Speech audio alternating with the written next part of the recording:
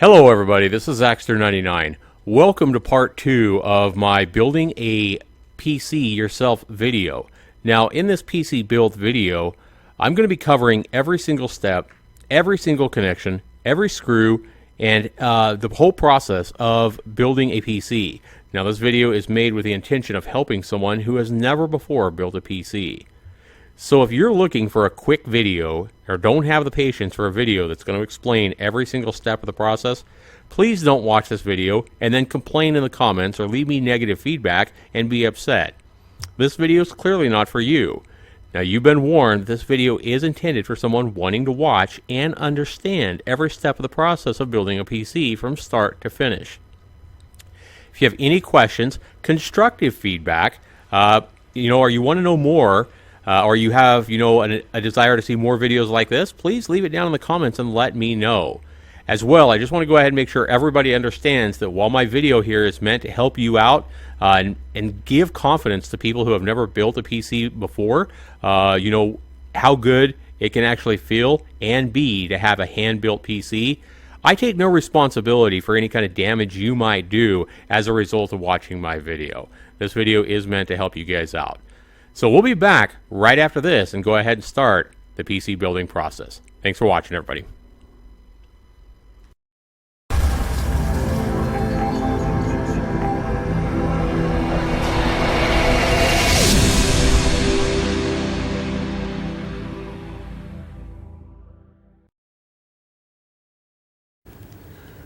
Alright, welcome back everybody to the part where I'm actually going to start building this bad boy.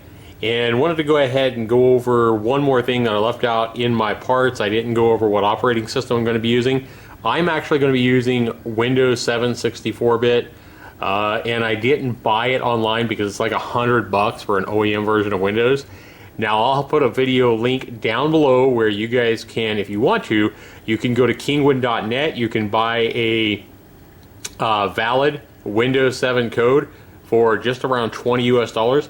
You want Windows 10, you can buy Windows 10 for under 30. It just gives you the key, so you're not going to have a sticker, you're not going to have a disk, and what I've done is I've actually put Windows 7 64-bit on a USB. I've actually put all the Windows, so you can select it when you put a USB flash drive into your computer. It'll let you choose which version of Windows you want. And I will probably make a video on how to do that. There are other videos on how you can make a flash drive with Windows on it, whatever version of Windows you want. You can download Windows from the Microsoft website. So that is not illegal to actually have the Windows. And Kingwin sells valid codes. I've used them for about 2 years now. I have over 50 games and Windows keys that I've bought over the website over the past 2 years, and I've never had any problems with it at all. So that's $80 that I'm saving that I can put into, higher end parts for my computer or whatever. So I'm going to save $80 by doing that. So, that's a choice you guys can make, but if you want to learn how you use kingwin.net, I have a video already on how to use it and how much money you can save on both games and products like Windows. So check that video out. So let's go ahead and get on with the build. So I haven't opened up this tower yet. What you want to do now, most towers that you have are going to have either latches or they're going to have 2 screws back here on the back on both sides. So I would say probably 90% of the towers, rather than latching like this fancy Windows here, are going to have 2 screws or 2 release tabs back here on each side. And most of them, either once you get those screws out, will either fall down or most of them you'll pull back about not even a ½ inch, and once you slide it back about a ½ inch, then both sides will just fall off, and you'll put it on the same way. You'll put it on, get the get it lined up in the ridges up here, and then once you get it lined up, you push it in, and then you put your screws in. So that's the most common way to open up your tower. But this one here has these nice fancy rugged latches. One reason I think this computer tower is really cool, I've never seen one quite like this, so pretty impressive. So I unlatch these, and then I'm actually pulling this straight up. So very, very awesome. I like that. So once you take your panels off, you want to go ahead and take both of them off We're gonna go ahead and unlatch it up here as well. Man, I like these. This feels like quality. I mean, when you buy this case, I'm already gonna recommend this case if you're looking for a good quality case, because, I mean, Corsair does make good stuff, but this might be one of the highest quality cases I've ever seen, and I've spent twice as much money. I've spent $200 on a PC case before, and it wasn't anything like this. So I am very, very impressed with this Corsair Vengeance Army case already. Yeah, I like that. That's awesome. So what you want to do, hey Zai, what do you think? You want to build this computer for me? Huh? Alright.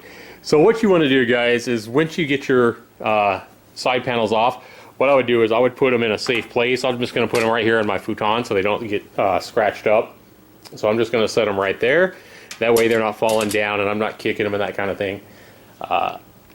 Not that a few scratches would hurt this tower, but why not keep it looking as nice as you can for as long as you can. So on the back side, you're going to notice on most cases you're going to have your wiring coming in from the front panel.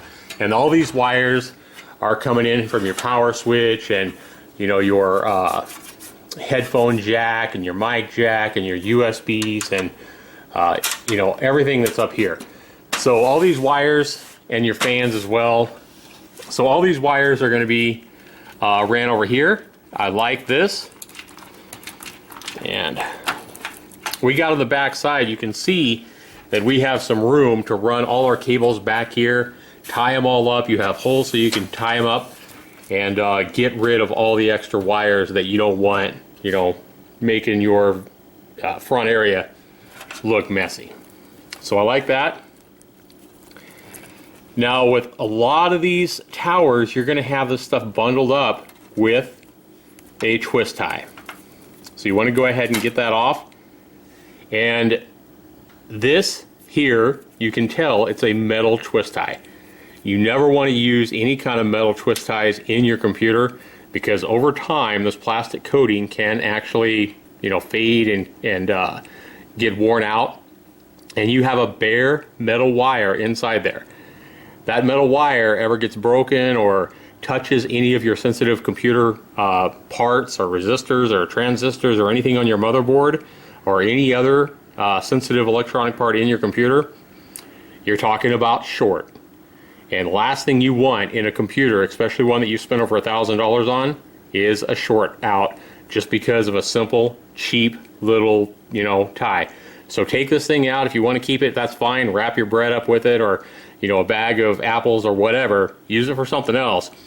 But you definitely want to use ties to tie up all your wires when you get done. But you'll want to use the plastic, you know, the all plastic zip ties, not these twist ones. So if you have a twist tie, that means there's metal inside. Do not ever use these.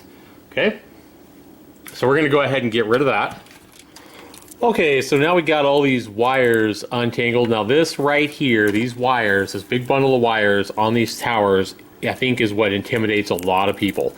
They see all these wires and they kind of freak out. They think they're going to blow something up. And these wires are not scary. What you have, people, is you have, if you look at this, you have one set of twisted wires here. And if you look at this, if you look at where this goes, most every tower is going to label or tell you what it is. So this is your power switch, okay? And you have a positive and a negative here, okay? And then your next one is going to be two little connectors for your power LED. Your basically that means your power light. So you have a power switch, you have a power light. Two wires for that. Then you have your reset switch. If your tower has a reset switch on it, most of them do. You're going to have two wires for that. And then you're going to have two more wires, these little wires, for your hard drive light. Okay, and then other cables you may have in this big fat one here on this case, that is our USB for our front USB ports, connectors. This will plug into the motherboard. All these wires will plug into the motherboard. Don't worry about all these wires because I'm going to show you exactly how to hook all these up. And if you buy a newer, higher-end Gigabyte motherboard, they make this even easier with a little adapter that they have. So I'll show you all that when we hook these wires up. That'll be one of the last steps. And then the only other cable we have here is our high-definition audio cable. Now, some towers may have AC97 plug as well. Or it may have both HD audio and AC97. If you're working with any kind of newer motherboard within the last 5 years, anything new, you never want to use the AC97. You always want to use the HD audio. If you plug in the wrong one, it's not going to blow anything up. It's not going to hurt anything. You're just not going to have, you know, any audio from your. Yeah, if you plug it in wrong, you're just not going to have any audio here for your mic or your headset. That won't work. So it's not going to blow anything up. Same thing here. As long as you're plugging these cables here into your motherboard where all the little pins go, if you plug these in completely backwards and completely mess it up, you're still not going to blow anything up. They just won't work. The lights won't work. Whatever it is you hooked up incorrectly on the pins of the motherboard, you're not going to fry anything. It just won't work until you actually take them off and put them on the right pin. Okay, so I'll show you how this works, but this is not scary stuff. You're not going to blow up your computer by hooking these cables up wrong. Okay?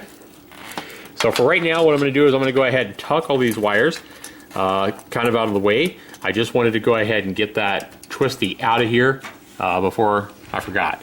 So look at this case. I mean, this is what I'm talking about. A lot of cases don't have this kind of stuff. You have your bars. These are removable plastic bars, but these are where you can tuck all your cables in and help with your cable management. Okay, so we're going to come back around here to the front side. Okay, one thing I want to show you real quick is on the back side of this, you can see that this is a PC tower that has a bottom where you place power supply at the bottom of the unit. Now, when you buy a computer like a Dell or an HP or a Gateway or whatever, a lot of those have the cheap power supply that they put in up at the top, and but it seems like most gaming towers now are starting to have the weight of the power supply near the bottom.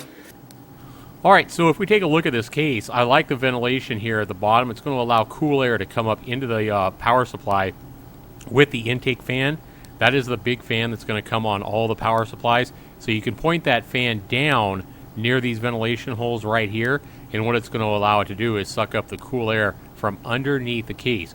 So you want to make sure that if you're placing your tower on like shag carpet or whatever, you want to put a block over the carpet so that there is, see right there, you just have a little bit of space. So shag carpet would take all that up and block that off so your power supply could not suck up cool air.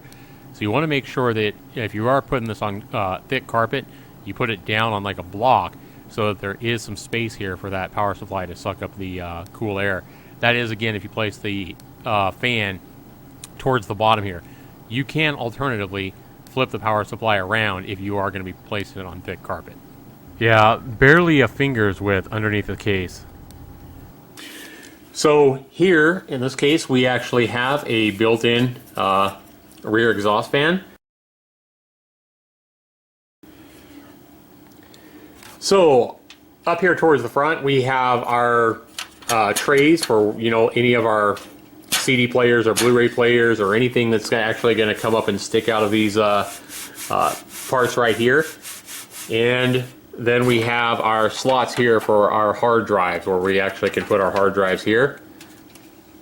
And then we have a couple of more fans to help control the temperature and help keep things cool. Every tower is going to have usually a bag of like little screws and stuff like that to help you mount your motherboard and help you screw in any kind of hard drives or CD players or anything like that. Okay, so to get the box of screws out of here with this case, it's really simple. You don't need to try to push on the box itself or anything like that. These are basically connectors here. These are basically your handles here for removable trays for your hard drives. So all you need to do is grab these, squeeze them to let it together a little bit, and pull it right out. Comes out that easy. Now once we got the tray out with our box here, this is a really quick snapping mechanism to hold our hard drive, so you don't actually have to use screws. It's kind of a screwless bay.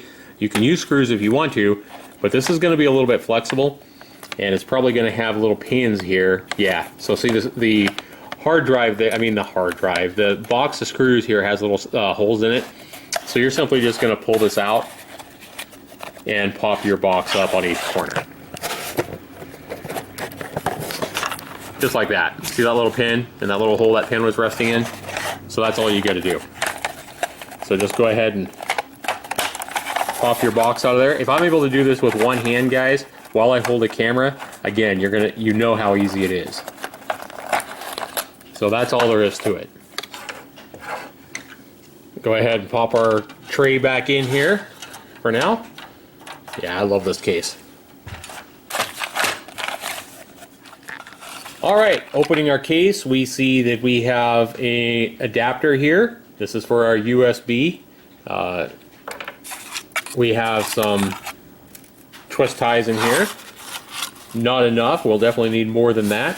If you guys need twist ties to help tie all your cables together, then I'll put a link down where you guys can buy. You can buy actually 1,000 twist ties about this length here for like $5 on Amazon. So, and that's including shipping, especially if you have Prime. So if you have Prime, $5 and you can get 1,000 of these. So if you're building a lot of towers or you just need twist ties around, they're the way to go. So inside here, guys, we are going to have, I'm going to put these twist ties away for right now. All right, guys, so besides this adapter here and the twist ties that come in the box, we have 4 different kinds of screws here. Well, what are these screws? Well, these big screws here and the little rubber mounts you see inside there, these little rings, those are rubber mounts for your fans.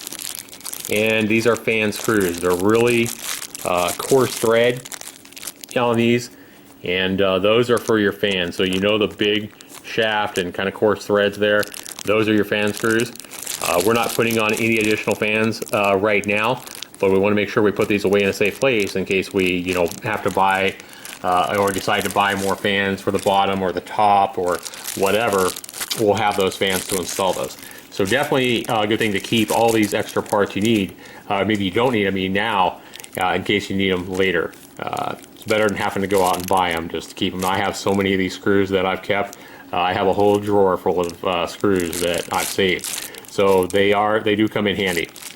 But we won't be needing any fan screws in this build. These here, these really long ones, again, these are more fan screws. And these are for like right here where you have this big thick fan. These would actually come in from the back and screw into the fan like that. So more fan screws that you don't need. Okay, these last 2 bags of screws here, some of them are smaller than the others. And these here, the shorter ones with the coarser thread, these are to mount your motherboard and your mechanical hard drives. And then these smaller ones with the finer thread, those are for like your SSD, which we have an SSD drive. So we'll be using both of these screws, so we want to make sure we keep both these screws handy. We'll be using those soon. But 2 of these screws we will not be using. We can put these in a box or a drawer for another day. Okay? So now that I got all my parts out of my computer, and I've got the twist ties out of here, I have another twist tie here that I want to remove on these fans. And right here as well for these fans. These twist ties, I want to make sure I remove all these twist ties, and I'll want to use nylon ties for these. Okay, so make sure you do that for any of these cables that have twist ties. Get all the twist ties out of your fan. They're a big no-no in your computer. Okay. Well, first thing I want to do is first thing that I always do, it doesn't really matter what order you put these parts in your computer, but you want to make sure that you're putting parts in now that are easy to put in and that are out of the way. So for example, I don't want to put my motherboard in first before I actually got my hard drives and my CD player and stuff like that, because then I'm having to work around my motherboard, around all the sensitive parts while I'm doing all this bigger stuff. So I like to put the easy parts in first that are going to be tucked in out of the way and get those done. So the first thing I always do is put in my CD player if I have one, and I'll put that, a Blu-ray player or whatever, I'm going to put those in here first, and then I'm going to put my hard drives in here, I'm going to mount those, and then I'm going to put my power supply in, and I will put the IO shield for the motherboard. I'll mount that in here so the tower is ready for the motherboard installation. And then after that, I'll actually put the parts on the motherboard. They go on the motherboard, and I'll show you how all this works, but I'll put like the CPU on the motherboard before I put it in here. That way it's easier to work with. Okay? So first thing we want to do is we want to go ahead and put on our OEM CD player, DVD writer, burner, whatever. Our CD burner, DVD burner, player, right here. Again, 12 bucks. I figured it's worth it. And we are going to put that on our tower. Now you can put it in any of these 3 slots you want. I always think it looks nicer to put them in the top. So if I had 2 of them, you know, if I had a Blu-ray player and a CD writer or whatever, I would put them towards the top. Some people actually like to buy the same size of memory card readers and stuff like that. You mount those up here as well for a lot of those. So anything that's coming up here, I would go ahead and install now. Now I'm going to put it at the top because that's what I prefer, but you can choose whatever you want. All right, for most of these cases, guys, what you do is you're just simply going to come in from the inside, and you're just going to push on the inside of it and push it out. Okay, but this is actually a higher quality case. Again, I am very impressed with this Corsair case. I've never seen one quite this fancy, especially for these slots here. You'll see here that on this one I have a little tab right here on both sides, and you just pull that in, and then it's going to pop out. And then on the other side, you also have the same thing. But you can just do one, and you can push it out. And so then there's your little tabs that stick in. And all you need to do is actually pull one of those in. And if I put it back on, if I decide, you know what, later on I don't want the CD drive, or I give my CD drive to my dad or whatever, I would just snap it back in from the outside. So again, just put your hand in. You can feel where that tab is.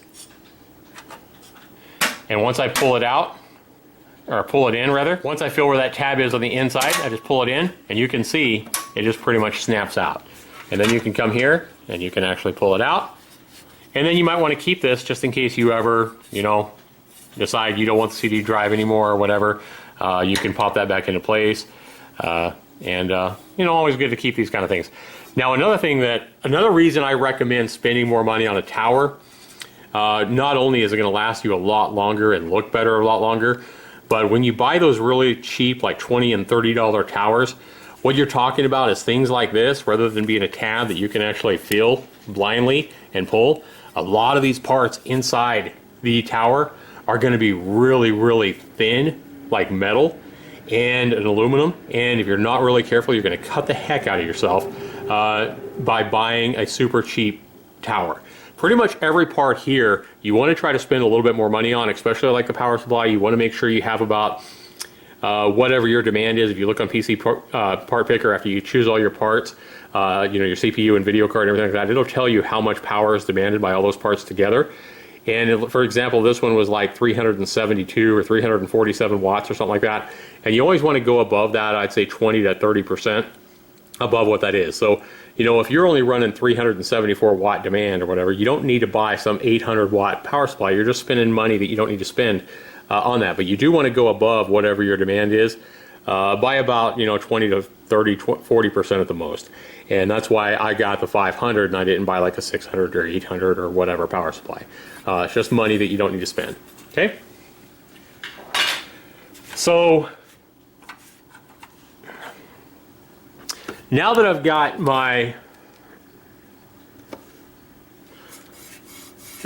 a clear hole up here to mount my CD player in, this is super easy. All you're going to do is you're going to take the drive and you're just going to push it in from the outside. Make sure you got it right side up. You don't want to mount it inside out. Okay. Now most of them you're just going to push all the way in and it's going to slide all the way in. This one's actually hitting a lock, but most of them you'll push all the way in until they're flush, and then you'll put screws in. And your screw holes should line up to put at least one screw on each side. This side and then your reverse side of the back. But this tower actually has a little release tab. So once you release this tab, you just go ahead and continue pushing it back, as I am with my pinky right here, and And all I did was pull that out with one hand and then push it in with the other hand, and it should come out and be exactly flush with the front. See how nice that looks? Okay, so that's all it is. And if you look now, that thing is locked in place. Now if I want to go ahead and use those screw holes right there to go ahead and mount that in place, I could. And if I was shipping this, or you know, if this was going to be traveling or something like that, I probably would go ahead and lock it in place. You might go ahead and do that anyway. You're going to have 2 holes here, 2 holes on the other side. Really all you need is 1 screw on each side. That's going to be more than enough. So to do that, you are going to use, it's going to be the finer, it's going to be the finer of your 2 screws that you're keeping. Okay. So let's go ahead and open the bag here. And we are going to need 2 of these little bad boys. Put the rest away.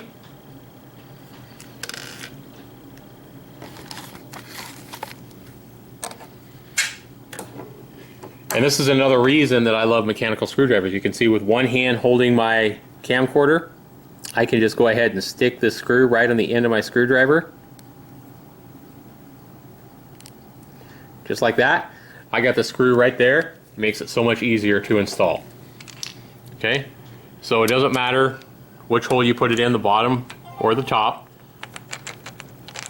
So I'm just going to put 1 screw on each side. I mean, they gave me the screws with the case, so why not go ahead and use them and make sure that, you know, your CD, DVD drive or Blu-ray player or whatever it is you're installing isn't going anywhere. Okay, so before you saw a little shake in that, now there's a little bit less shake in it. And again, here on the back side, I think I'm going to go ahead and go cross corners here rather than putting it right in the front. I think I'm going to go ahead, since I have a couple of back holes here, I think I'm going to go ahead and put this one in the back. And go ahead and use your screwdriver and screw it in. You don't want to go too tight. Remember, you have a lot of leverage with a screwdriver like this, so you never want to strip it out, because then if you ever have to replace it or get it out or whatever, and you have a stripped out screw, then you know, you're just creating a lot more work for yourself. So realize how much leverage you have. Realize this doesn't take you know, a ton of oomph to get it tight enough. Okay. Now back on the front side, we can see that there's actually no play at all in this CD drive, and it looks really good from the front side. Too bad it doesn't. You're probably never going to find a DVD or DVD player that's going to match that color green, that army green like that. Most of them either come in like a beige or a black, but black works just fine for that. Okay. Next thing I'm going to mount is I'm going to go ahead and mount my hard drives in here and get those tucked in and into my computer and ready for installation. But I just want to go ahead and get them mounted as part of the case right now. Then they're done and out of the way, and I'm not having to work around all the other parts once I put in the video card, the motherboard, the power supply, and all that. These guys are already in.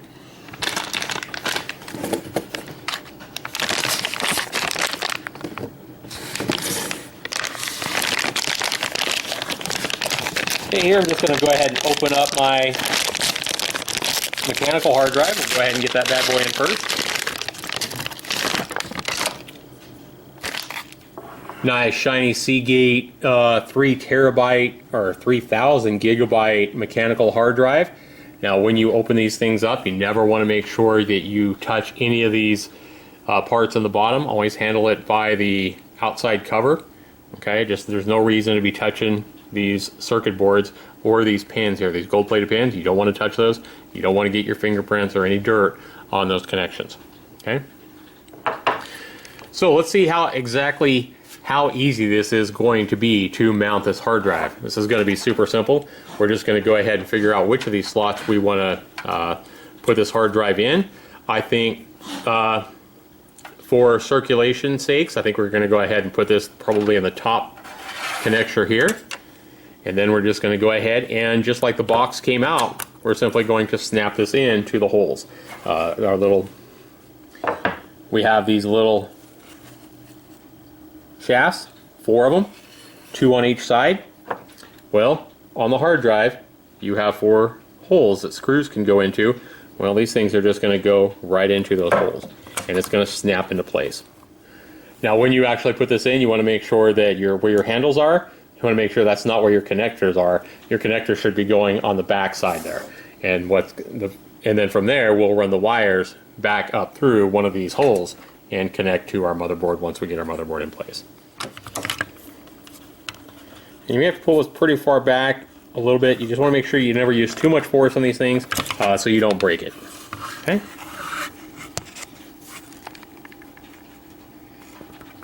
Again, guys, if I'm actually doing this with one hand while I hold the camera in my right hand, you know this can't be too terribly difficult.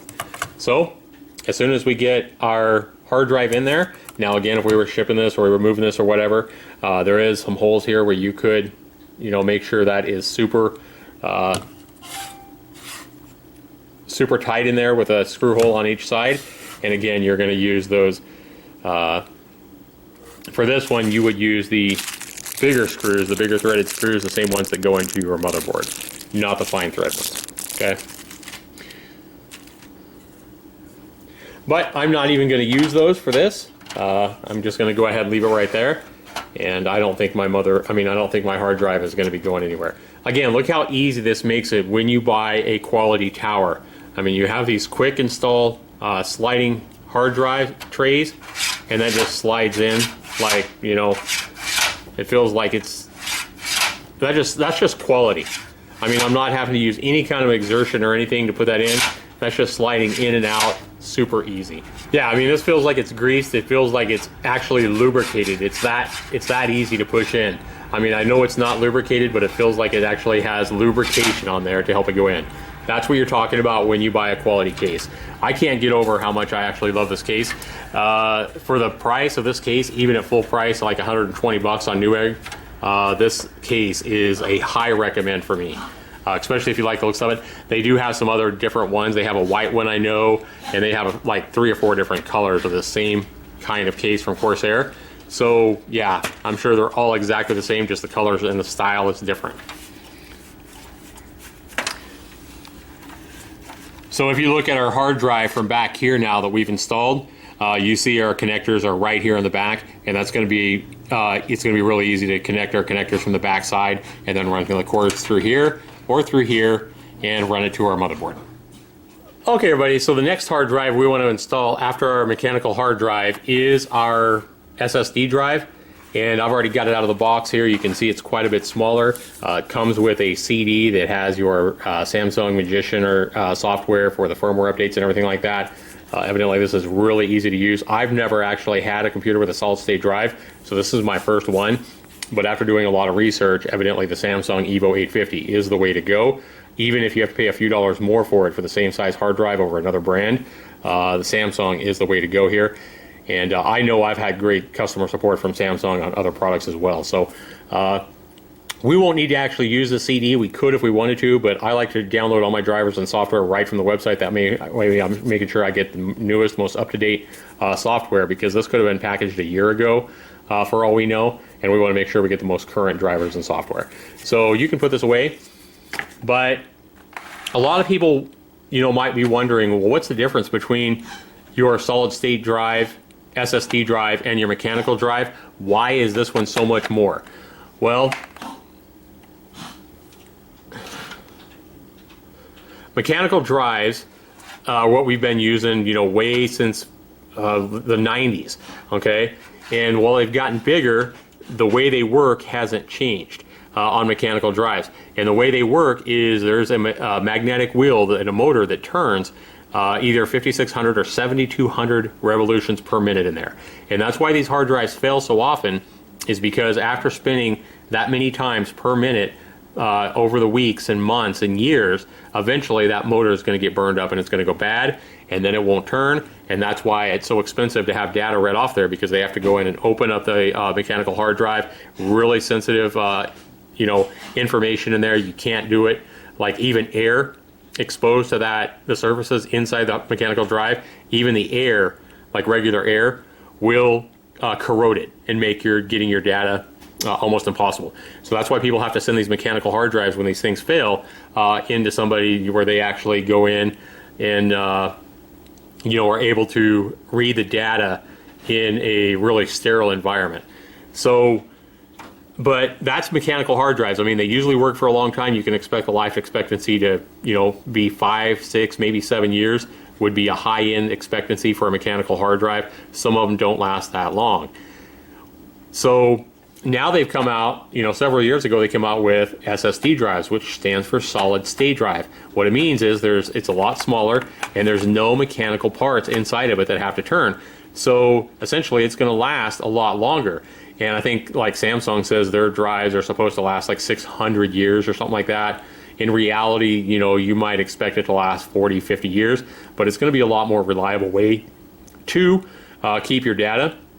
Again, even if you're using an SSD though to put your pictures and stuff on, I can't emphasize enough to actually back that up on flash drives or other hard drives or whatever, because even these things do fail.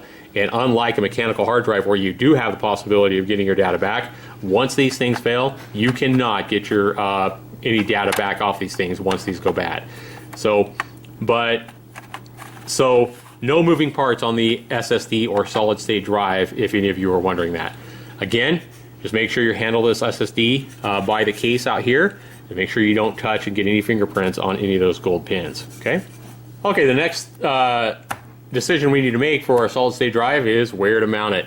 Well, cabling and stuff like that is going to be a little bit important when we're running all these we have to run these to our motherboard, for the power and the actual data connection to the motherboard. So we're going to have the cables running, but those are going to be from the back side. Doesn't really matter. So here I think I have this one, this drive kind of at the top of this fan. I think I'm going to go ahead and put this one at the bottom. Maybe I'll put it in the middle. That way it has a little bit of space between the heat coming off this mechanical drive, and it's right in the middle of this fan. So I'm going to go ahead and take this slider out. Now you can buy adapters. You'll notice here that this solid state drive is not going to fit in the same way that our mechanical drive did. It's not going to reach those pins. Well, you can buy adapters for this. I did not buy an adapter, but you don't need to buy an adapter. You'll see that there are 4 holes right here in the middle of that adapter, and on the bottom, if we turn this over, we'll see that we also have 4 holes. So what we can do is we can put our hard drive on the table upside down. Again, make sure you don't touch those pins. We'll just go ahead and flip this over here, and we will line up our holes, and we'll go ahead and put again our fine threaded screws for our SSD. That's the smaller fine threaded ones, not the it's going to be these fine threaded screws that are going to go in there, so we'll use 4 of these here. Okay, you see here that I've got 2 screws already in here. I had to do that with 2 hands, so I couldn't hold the camera, but I had to have one hand picking it up because this mechanical drive is not thick enough to be flat on the table. So I kind of had to use 2 hands here. And notice how I put these screws. I always advise this, whether you're doing a computer or whether you're building a table, anything, always go opposite corners when you mount these things. Even something small and delicate like this, it's the way to do it. So you never want to girth that first screw or 2 down too tight, because you want to be able to move it just a little bit in case your holes don't line up on the other screws that you haven't put in yet. Okay? So we're just going to go ahead. Now 4 screws to hold this little mechanical now 4 screws to hold in this little solid state drive in this tray is probably overkill. But again, we have the screws, why not go ahead and use them? And again, you don't need to be He-Man and try to over tighten these things. Once it gets snug, that's going to be tight enough. So again, don't strip out your screws, because then you're going to make a big headache for yourself if you ever have to remove this hard drive, or maybe even if I decide I want to move it to a different slot or whatever. The cool thing about this particular design of this case is I wouldn't have to remove this hard drive if I just wanted to move the positioning of it. I mean, all I would need to do is slide one of these out and change the positioning. I can move it even down to the bottom, whatever. Another reason I really love the design of this particular Corsair case. And yeah, I promise you, I am not paid by Corsair to to praise this case. So there is no sponsorship going on here.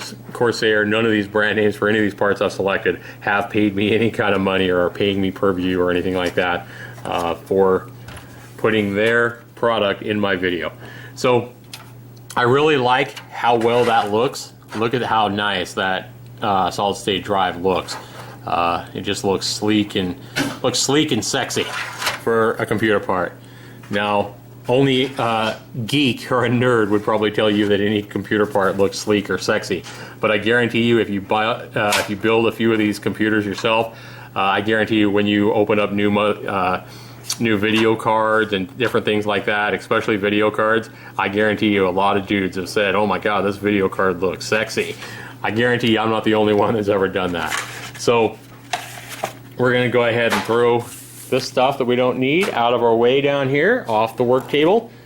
And now getting the mechanical drive and getting the SSD drive mounted and in place was really that easy. And if I wasn't talking and showing you how to do this, probably would have been 5 minutes tops to get my CD player and both my drives in. It's just taking me longer because I'm trying to explain everything, explain how things work, and that kind of thing. So now let's go ahead and get our power supply mounted right here. So let's go ahead and take the power supply out of the box. All right, so let's go ahead and open the tab.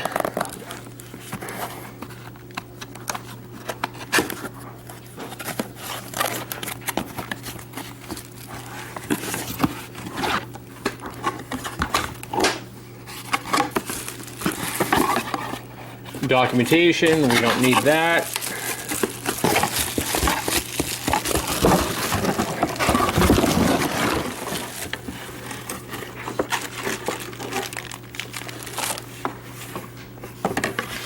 Okay, I think we got everything out of there. Throw the box, get it out of our way.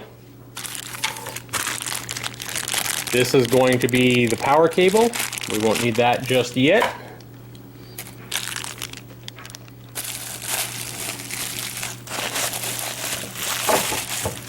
Alright, so we pull this protective bag off of our new power supply.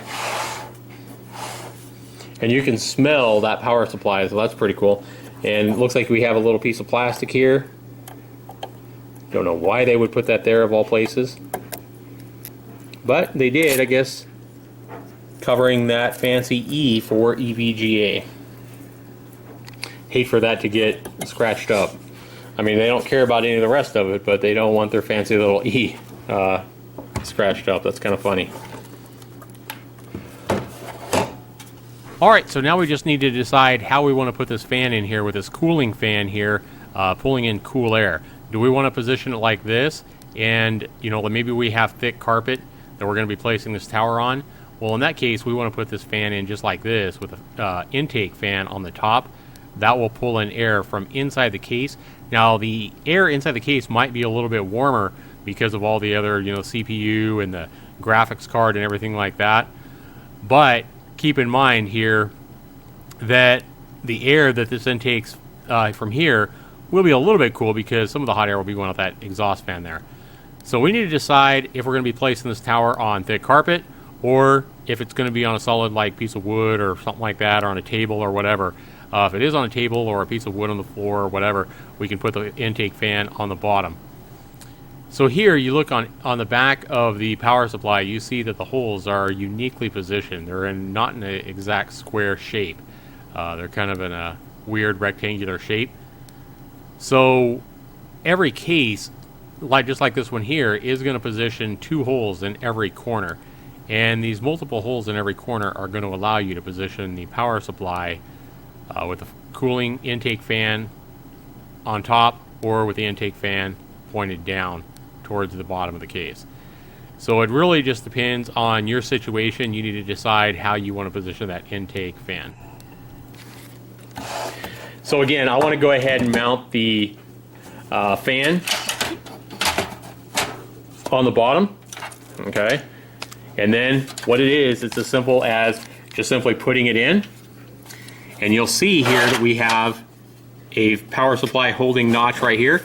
Every case is going to be a little bit different, but you just want to go ahead and push it all the way back to the back of the case and then slide it back. And then when you slide it back, you'll see here that we have holes in the power supply lining up here, lining up right there, lining up right here, and lining up right here. Now, even though Corsair has given us screws for the power supply to hold it in place, I always recommend using the screws that come with your power supply, because they're going to be, they have a higher chance of, matching the holes on the power supply, better. Even though the screws are the same specs and everything like that, when the screws come from the same manufacturer, you're going to have less chance of having any kind of, cross-threading or any kind of problems getting those screws in or out later on. Okay, inside the other bag that comes with your power supply is those 4 screws, like I told you, that you should have. So make sure you use those with your power supply, or it's my recommendation that you use the screws supplied with a power supply. And then this one has a little connector that I've never seen with a power supply. I honestly have no idea what this is. It looks like we have a cable here, where we have 2 pins going in there. Now I know this is going to go on the motherboard connector coming from the power supply here, but I don't know if this is for testing purposes or what. I've never seen this. Maybe somebody can actually let me know exactly what this is, because I looked in the manual that came with it, didn't describe what this is. I'm sure this is for some kind of testing or something like that of the power supply, but it's something we won't need right now. So we, again, just put this away.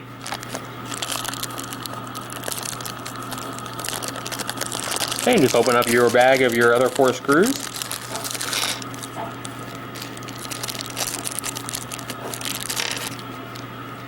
And we got all those right there.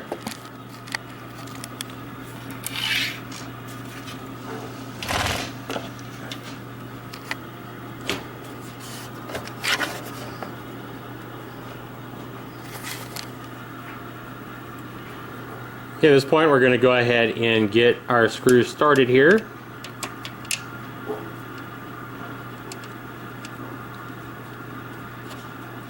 By hand, by my left hand, and I'm actually right-handed. So again, just another thing saying this is not that hard, guys, to put all this stuff together. Most of these cables and stuff only go in one way, and only go in one spot, and a lot of things are marked really well. So really hard to screw this up. You'd almost have to try to screw these things up. And I mean, if you ever have a question or you don't know what something is, like that part right there that came with the power supply and I don't know what it is, Google's your friend. Go to a forum board, ask online. That's why we have the internet. So there is so much information available for you if you ever do have any kind of questions or whatever to help you out.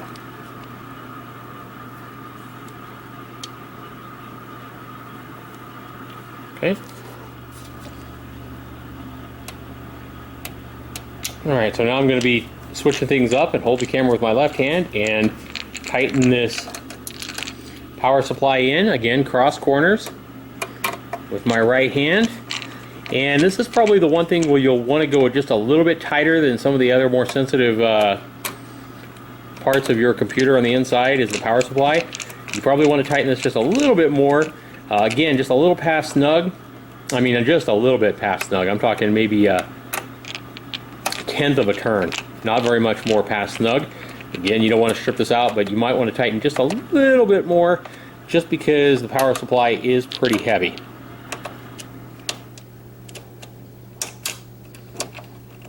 Okay.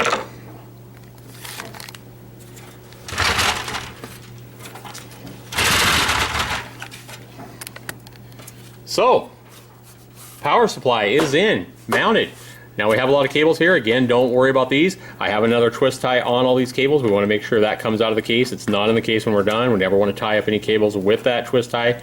Get them completely out of your case, on all these twist ties before you ever even boot your computer the first time.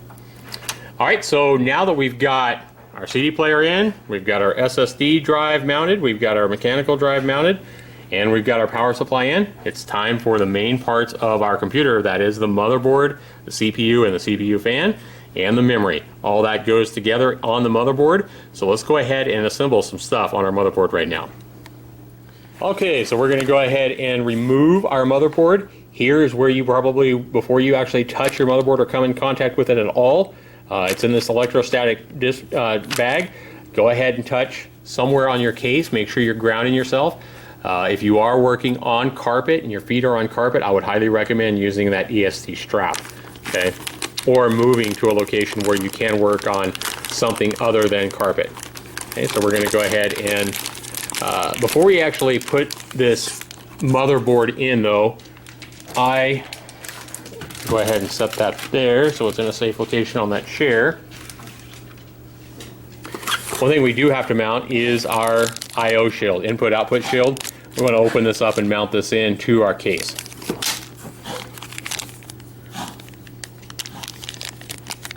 Now this here is the G connector that Gigabyte started making recently, and this makes putting those wires on that I showed you coming from the case, all those little wires from the lights and everything, this makes that a much easier process, labeling everything for you and making sure all those wires stay connected and click into place. This is a great little product that Gigabyte started putting on their motherboards. I believe Asus does it as well, but most motherboards you just have to connect those wires right onto little pins on the motherboard, and they don't have any adapter like this. So then we have our one package of 2 SATA cables, and we have another package of SATA cables, and then the motherboard came with our SLI adapter for using 2 video cards in case we're using 2 video cards. We're not using 2 video cards in this build, but you want to make sure you keep this in a safe place in case you ever need it, in case you ever decide to buy another 970 video card and run 2 video cards together.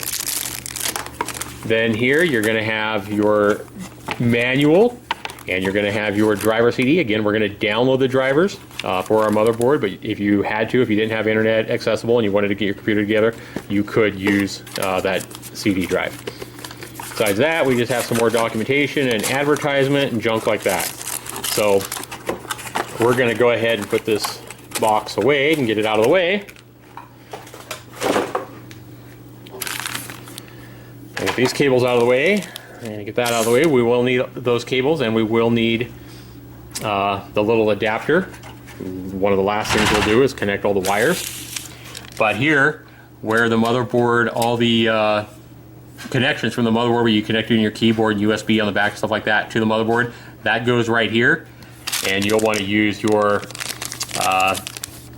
input-output shield for that comes with a motherboard. These are not interchangeable. Every motherboard is going to be a little bit different on how this thing, where the holes line up.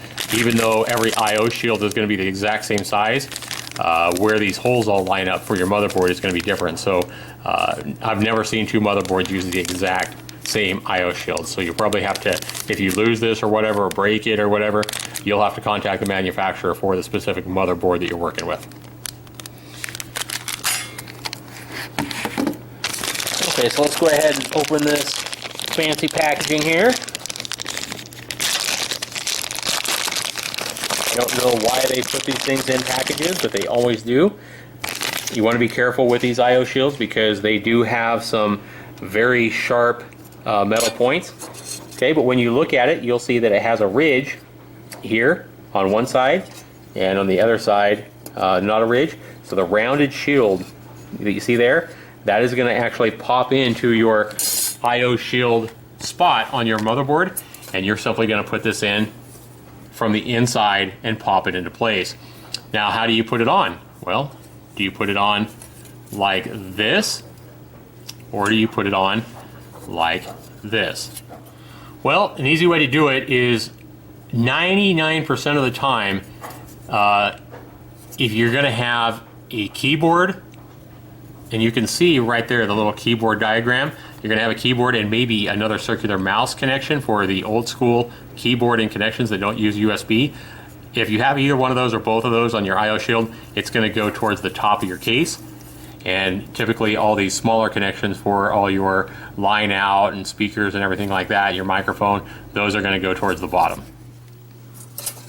Okay, so we're going to take our I/O shield, just like I talked about with our keyboard hole at the top. We have a couple of USB slots up here as well. All our microphone and speakers and all those connections are down at the bottom. And we're going to go ahead and align that just like so. And from the outside of the case, we can kind of see how we're lining it up.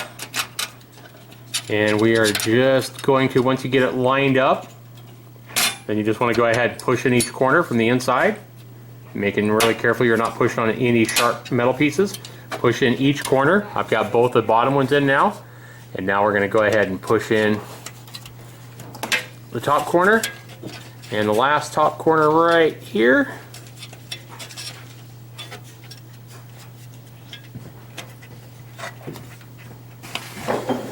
Again, right there, be careful guys that you're not poking yourself with these sharp metal pieces right here, because those can cut the crap out of you. Trust me, I've done it before. And sometimes that last corner is a little bit of a booger, but sometimes you'll hear it pop in place and other times it won't. Sometimes it'll just be a nice tight fit. But once you get it in like that, and you push on all four corners until it fits in snug, you've got your IO shield ready for your motherboard installation. So next step here is to go ahead and prep our motherboard. So we'll push the tower out of the way here. We don't need the tower in our way while we prep this motherboard. Okay, so now people, we got our tower pushed back out of the way. We have plenty of space on our table to work. Let's go ahead and get our motherboard here. And when we open this bag, we just want to make sure that we're not touching, we want to make sure that we're grounded or wearing an ESD strap like I showed you. But you just want to make sure you're handling this motherboard by the edges. Once we get our CPU and CPU fan installed, we can handle the motherboard by the CPU fan and heatsink that comes, with that fan. But right now, we just want to make sure we're really careful, make sure we're not putting our fingers near any of these sensitive electronic components on this motherboard. And these bags are usually taped right in the middle. Okay, pulled that out. Now I like to just put it right on top of the bag here. Okay, so what I've done is I've removed the motherboard, being careful not to touch any of the sensitive components on the top. Again, good idea here to make sure you're touching your case just to make sure you're at the same electrostatic level, neutralized, so you don't have any electrostatic energy in your fingers. Make sure you're not working on carpet anywhere around this, and you should be safe. Otherwise, I would recommend using one of the ESD straps, which I showed you in part 1. So looking at your motherboard, I would always handle this with 2 hands by the edges if you need to pick it up. Use both hands to handle it on both edges. Never try to grab it by like this or any of the little components on the motherboard, because you could break or bend these components and then you've ruined an expensive motherboard. So just be really careful with it. So we're going to go ahead and install our CPU here. That is the brains of our computer on the motherboard, and this is really, really easy, another really easy process. So every motherboard has a CPU spot on the motherboard, and everyone, even AMD, have a lever to release it. Now every motherboard also is going to come with a piece of plastic, a plastic cover protecting the pins where the CPU goes. Because you don't want to get any kind of little debris, you don't want anything in there, because it could cause a short, it could cause problems if it gets in there. I mean, even a little bit of dirt or anything, fingerprints can cause problems. You never want to touch these pins. And if you're storing your motherboard or you're having to send it back in for a warranty or anything like that, you always want to make sure you keep this plastic cover so you can put it back on. You never want to have a motherboard just laying around or being sent without the cover in place. That will void your warranty. If you was to send this motherboard back in to Gigabyte and you didn't have this plastic cover in place, your warranty would immediately be void, even if it was only a week old. So make sure you keep this once this is removed. But the first thing you want to do is you want to go ahead and unlatch this cover here for the CPU. And to do that, you're going to see that we have a little bar here, and it is latched right underneath that pin right there. So to unlatch it, you're simply just going to go ahead and pull it out from under that bar. See how it goes under there? Just like that. And pretty much all these work exactly the same way. You're going to go ahead and pull your bar all the way up, and then at this point your cover should just easily pull up just like that. And this is what I'm talking about here, these pins. Look at how many little pins there are there, and those are really, really sensitive pins, and that's why they're protected by that cover here. So just make sure you're not touching this. Make sure you do not touch these pins with your finger. I know it would kind of feel cool, to run your finger along those pins and feel how cool they feel brushing against your pan. But instead, go touch your brush and run the bristles of a brush over your skin or something like that. Never touch these pins, okay? So that's a big, big no-no. Don't do it. So let's go ahead and get our CPU out of our box here. Now again, most CPUs, if they're not unlocked like this so you can overclock them, are going to come with a stock fan. And there's no need, if you're buying one of those CPUs, to buy a third-party cooler to cool your CPU. The stock fan is going to be more than enough. I know a lot of people say, oh, you got to get a better fan. You can't use the stock fan that comes with the CPU. That's hogwash. The manufacturer, who better to know what kind of fan is going to best cool their CPUs than the manufacturer itself. I mean, the last thing you want to do is put an inadequate cooling fan in with your CPU and, risk you burning it up and voiding, them having to replace it, warranty repairs and all that. No, the fan that comes with it is probably going to be your best bet and probably safer than a fan you might pick out yourself. So we're going to go ahead and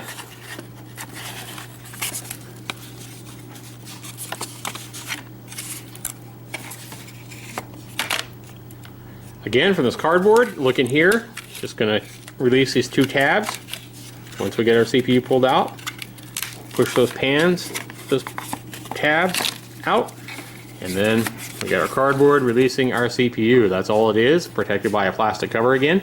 So again, we can't bend these pins here or get them fingerprinted or anything like that. They're protected. And they're also protected by all this cardboard, and they're protected by this manual.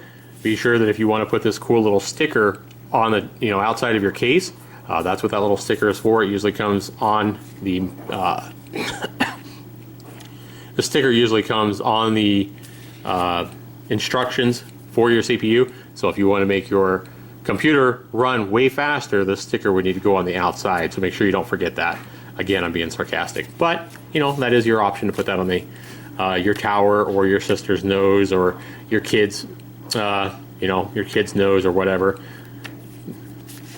So now we're just going to go ahead and carefully, we're going to unclasp this little piece of plastic. It just pulls open. And again, the same thing here. You want to make sure that when you pull this out, you're not touching those pins on the bottom. Okay, another thing here, when you open this up, you want to make sure that you're not touching the top. And if you do accidentally touch the top of it with your fingers, you want to make sure you clean it with some isopropyl alcohol or cleaner that you can buy. But isopropyl alcohol works just fine in a Q-tip to clean the top. It dries quickly and it's really cheap. But best bet is to not even touch the top, because the reason you don't want to touch the top, even though there's nothing sensitive there, is because remember that we have thermal paste that's going to go on top of that and that our fan is going to stick to. So you don't want to get fingerprints on there, because that's going to cause the adhesive to not stick as well. Okay, so try to handle this by the outside edges, and that's exactly why they give you these little indents right here in this case, is exactly that, so you can pick this CPU up by the edges. Okay.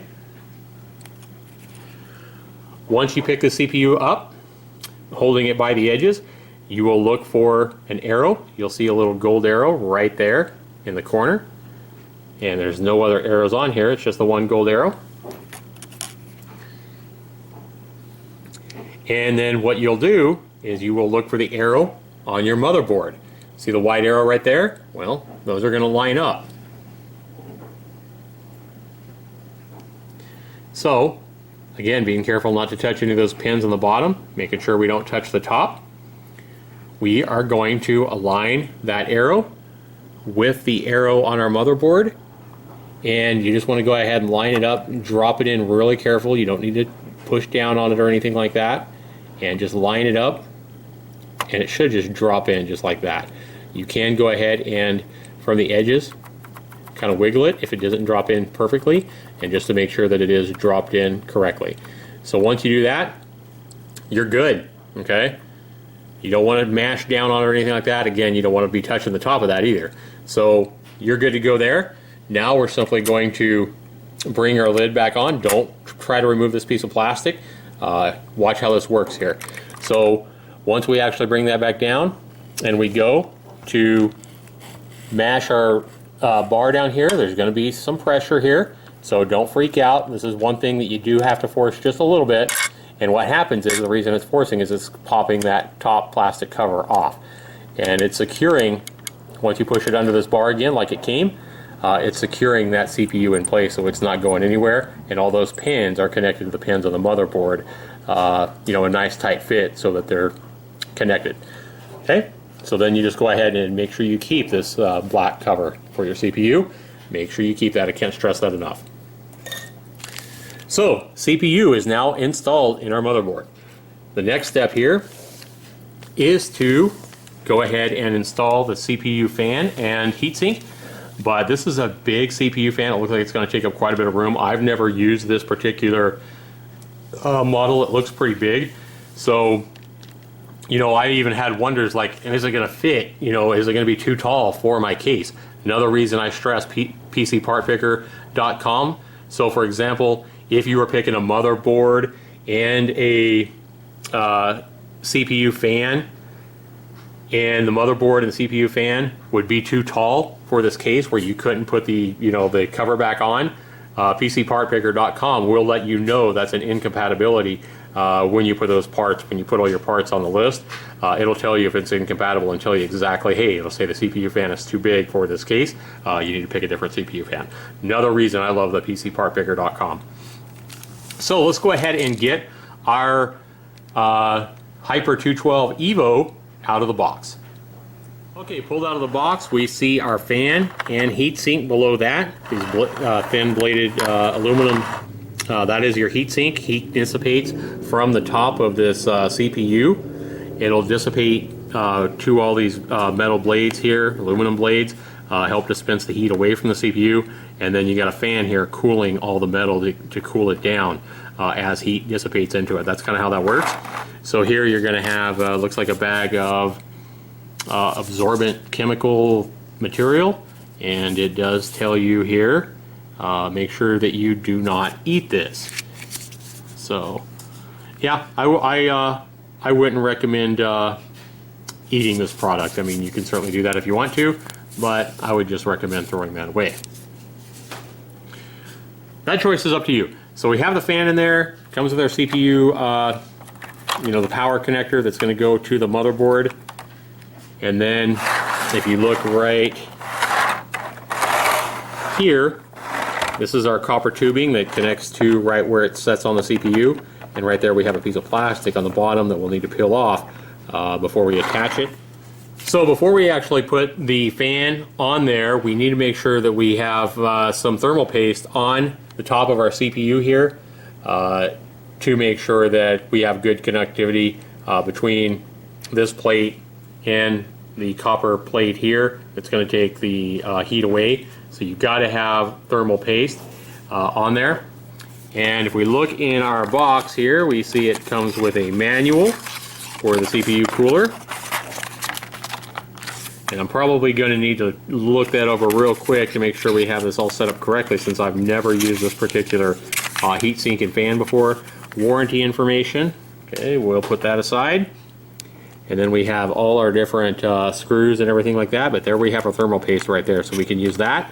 A lot of people recommend only using Arctic Silver, but I have a tube of Arctic Silver, but I haven't used it in many years since I think I built my first computer, so I'm probably going to go with the stuff that was included here.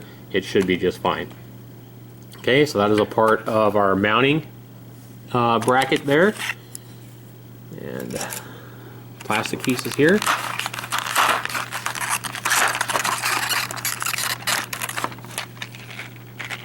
Okay, and then we have all these different screws here. I think some of these are going to be for different kinds of motherboards, so we're not going to use all of these. We're only going to use 4 screws and 4 of the screw mounts as well. Alright guys, so now that we got all our parts out for our CPU fan and heatsink assembly, what I want to do here is I want to go ahead and remove the CPU fan from the plastic container it comes in here. And what I want to do is I want to kind of see how I'm going to mount this on the CPU. Remember, I have a piece of plastic down here, so I'm protected. I just want to go ahead and kind of place this here and see how I want to place it here on my motherboard. I could put the fan over on this side. Now, ultimately, you have these other two pieces right here that it gives you. That is to mount on your heatsink here in case you wanted to cool it double time with another fan. And you could clip another fan onto the other side, but we don't have another fan. We're just going to go with one fan here, and I think we're going to be okay. I don't plan on overclocking my CPU, and if I do, I'm not going to overclock it very much. So I think one fan will be just fine to cool us off, but ultimately you could put two fans, another fan on the other side, and help cool it even more. So my memory is going to go over here. So if I put this on the other side like this, okay, this is actually working out pretty good. I'm still going to have room to put my memory in, no matter how I put my my fan on here. So you really want to go this way. You don't want to try to go this way. That's not going to be a good fit. That's going to run into, you know, clashing of parts and stuff like that. So it's either going to need to go over here or go over here. And I believe I'm going to try to put it right there. I believe that will work just fine. And so that's how I'm going to go ahead and mount it, so I have plenty of room here to get to my memory if I ever need to do that. Okay, so let's go ahead and do first things first here. Let's go ahead, before I forget, and try to stick this on with this little piece of plastic here. Let's go ahead and remove this piece of plastic again. Again, you don't want to touch the bottom there, where this piece of where the sticker is.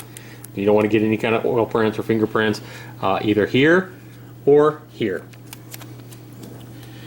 So the fan is ready to be installed here right now. Now ultimately we could take the fan off, and I believe that just unclips. We should go ahead and do that here. And to unclasp this fan, it's as easy as removing these tabs here where they stay there. Once you get one side done, then again, be really gentle with your parts. The other side comes right off. That'll make mounting this exhaust or this heatsink a lot easier with the fan, without the fan on there.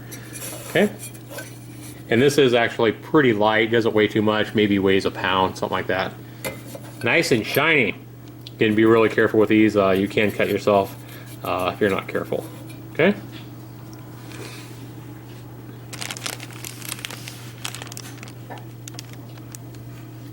So now we have 4 holes here by the CPU where we're going to mount the heatsink. And to do that, we are going to get not these little guys. If you look at your documentation, these are, I believe, for the AMD CPU. We want these little guys here. Okay, and we're just going to go ahead and drop those in. Now those aren't screwing into the motherboard. The motherboard just has a hole there. These are just dropping in at this point.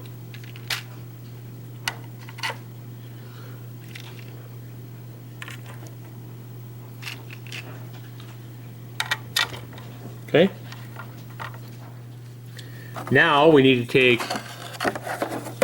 this part right here out of the plastic piece of plastic there, a big piece of plastic. And we want to go ahead and mount this on the bottom side where we've actually just put these standoffs through the board. Okay, so these standoffs are going to go here, and if you read the documentation, there's 3 little slots right here, and it's going to go in the middle slot, or it should fit in the middle slot, and where this is going to go on the bottom side of the board. Okay, so because when we turn our motherboard over, these standoffs are going to fall out because there's nothing holding these in place, we are going to have to use 2 hands to do this.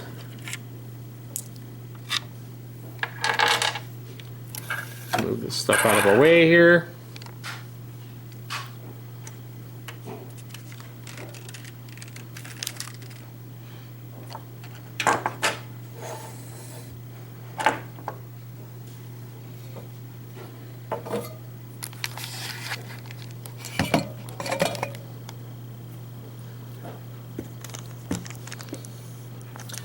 Again, you want to go ahead and make sure you're holding your motherboard by the edges Don't be trying to grab anything else.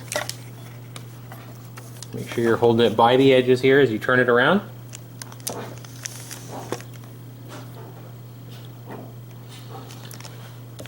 And then I'm going to go ahead and pop one of my, as you can see it popping up there, one of my standoffs up here. Make sure you're touching the back of your tower for ground if you need to. This part here is going to set with the legs. You see the leg right there in front of the camera that go lower. You see two legs here, two legs on the other side. It doesn't matter which way you put it on, but you're going to go ahead and mount your legs.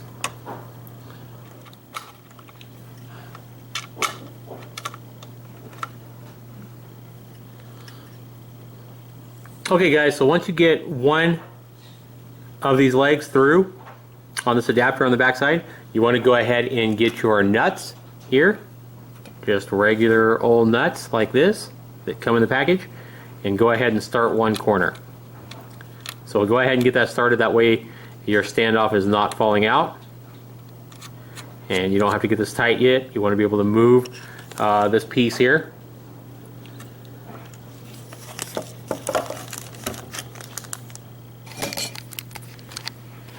And let's go ahead and show you a better angle here of what I got.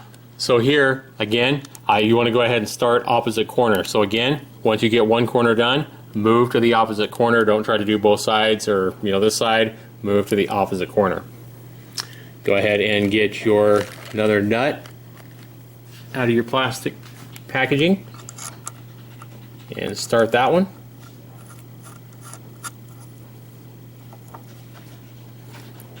And then while you're doing this and your hands are really close to this motherboard, you want to make sure that you're either using an ESD strap or that you're making sure that you are grounded. Even though I'm not moving across carpet, I'm not on carpet or whatever, touching and making sure that you're grounded is a wise idea because your fingers are close to all these sensitive components soldered into the board here. Okay?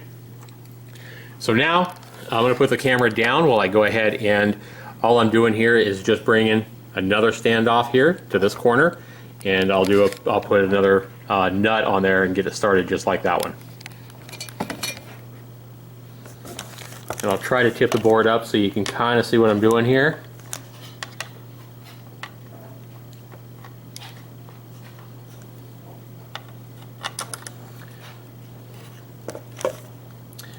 Now another thing I want you guys to see right here, guys, is look how the screw is actually coming through the middle part of that slot, and it doesn't screw. You're just going to have to basically push them. It just pushes through. It doesn't actually screw in. The only screwing going on right here is going to be the nut. I hear the giggles out there, guys. Grow up now, come on. The only screwing is going to be this nut screwing onto that standoff. So again, we're just going to go ahead and get it started here. And then we're going to put the last one on. It's right here.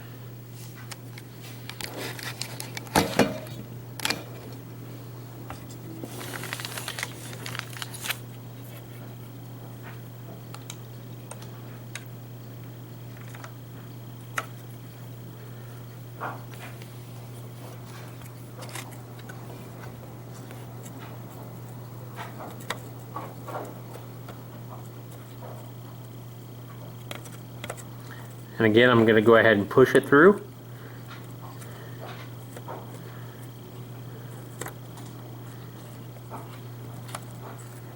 Really just about getting it lined up more than anything.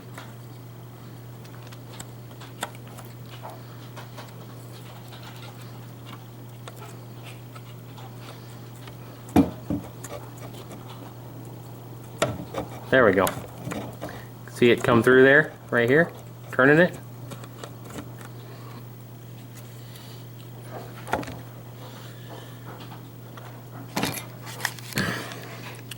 And then we're going to take this last nut here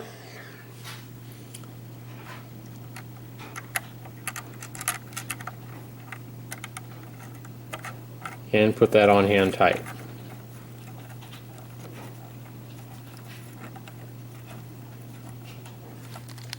Okay, now that we've got these 4 nuts hand tight, we want to make sure that we tighten this a little bit more than just hand tight. So to do that, inside this package we are going to have a little tool here that makes this easy. That's included. This is actually included here, so it's going to make it so we can tighten this with our screwdriver. So we're just going to go ahead and put that on one of them. And we're just going to go ahead and take our screwdriver now. And we get a lot of leverage here, so just go ahead and tighten it a little bit. And like, again, our magnetized screwdriver is helping us out here. We're going to go ahead and move again to the opposite nut on there.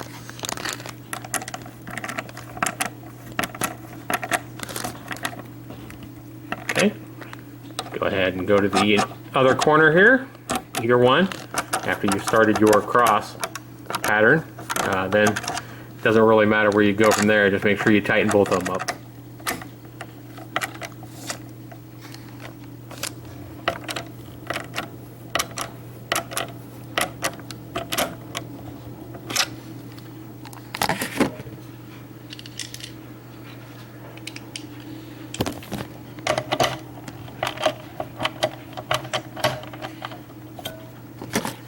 Now once you get them all a little bit tight, you'll want to go ahead and again go back over them one more time just to see if you can't tighten them another half a turn or turn. Again, you don't want to get a lot of leverage here. You don't want to go too tight. You don't want to snap your board in half or crack your board. I'm trying to be He-Man here. This isn't a macho thing, guys.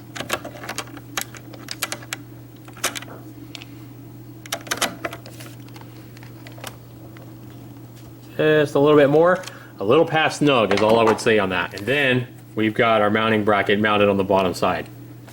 Let's go ahead and use our edges of the board to go ahead and flip this puppy back around.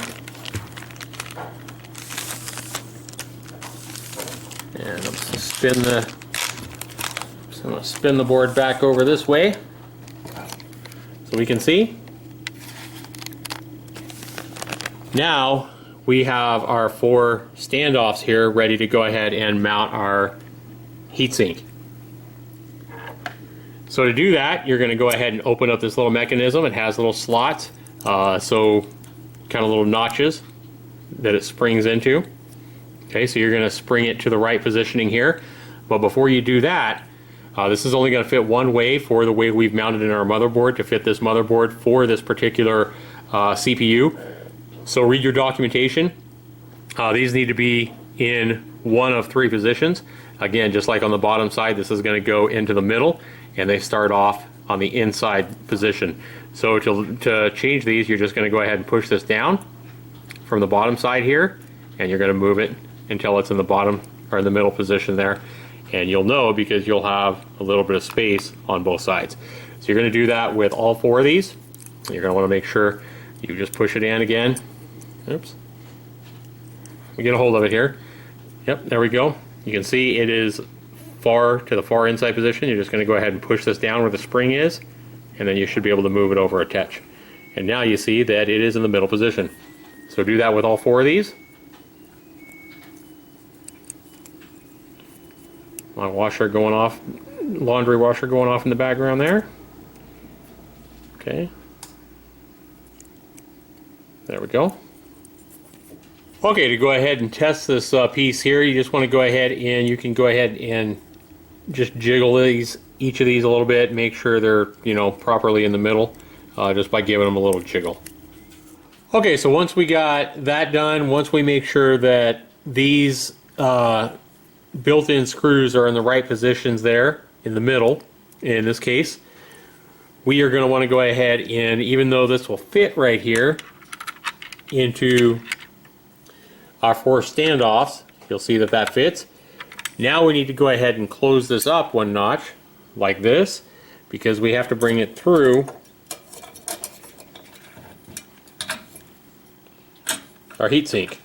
Okay, now we want to go ahead and get this put on. There is a little, right here, there's a little notch there. That is actually going to go inside that hole. And then if you see this little tip right there on this particular cooler. That little tip is actually going to sit right inside. There's a little groove right here, and this groove is actually on both sides. So it doesn't matter how you put this on, it should work. So we're going to go ahead and position this in here. We're going to make sure that goes in the slot just like so. And then when we're going to keep that, make sure to keep that positioned inside there as we open this back up so that it'll fit on our motherboard. Now we have this part prepped to mount. All we need to do is make sure that we have our thermal paste on our CPU. We're going to go ahead and unscrew the cap on this thermal paste. Now a lot of people put the thermal paste one dot right in the middle, or they run lines, a big gob, but you really don't need much of this thermal paste. So what you're going to do is you're just going to go ahead and push this little lever down here and get just a little dot in each corner. That is actually a little bit too much, a little bit bigger dot than I wanted. That is more like the dot I wanted. That is plenty. That is plenty for that corner. And now what I'm going to do is I'm just going to go ahead and drag some of this around. That was in that corner. And that, you don't have to get it perfectly on here, but that should be, you know, plenty of thermal paste. You don't want to put too much. Screw your lid back onto your thermal paste and put that away. So now you have your thermal paste on there. It will actually spread evenly. You don't have to worry about trying to manually spread it on there. So now we are going to place our mount on here. You want to make sure you line this up exactly as you want it.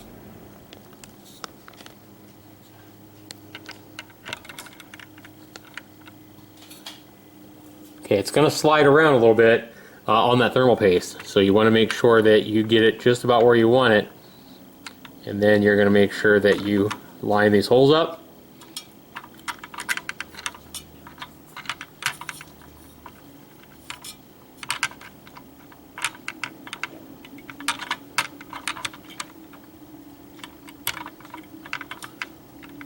Go ahead and start one by hand.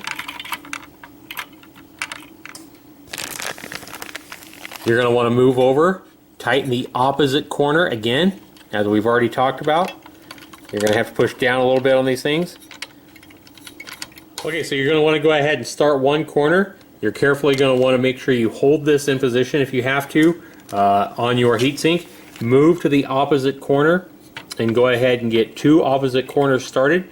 On the opposite corner, the first time you do this, there's going to be a little bit of pressure as you have to push down all the time, making sure that your little bar here in the middle on this mount here didn't come out of the hole. So let's go ahead and check and make sure of that.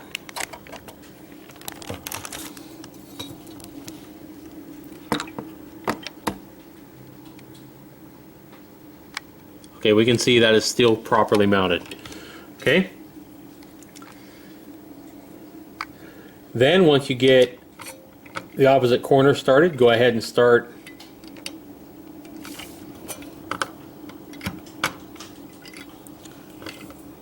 with one of the other ones you haven't started yet.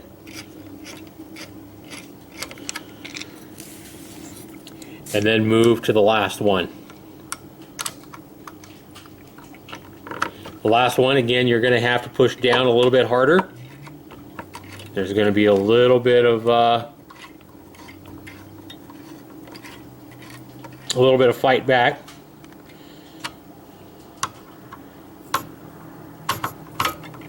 And then go ahead and start back on the one you started with. And just go ahead and tighten them about, I don't know, 5 to 6 complete turns. Move to the opposite corner and keep working in opposite corners until you get it all the way tight.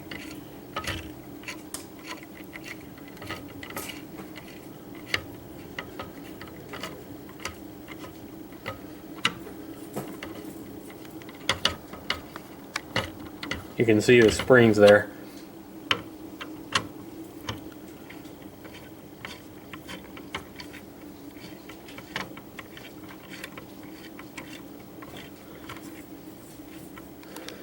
And as I'm working on this, we can look over in the living room and see Rocky over there. Hello, Rocky! Why don't you come put this computer together for me, bud? Huh. Okay.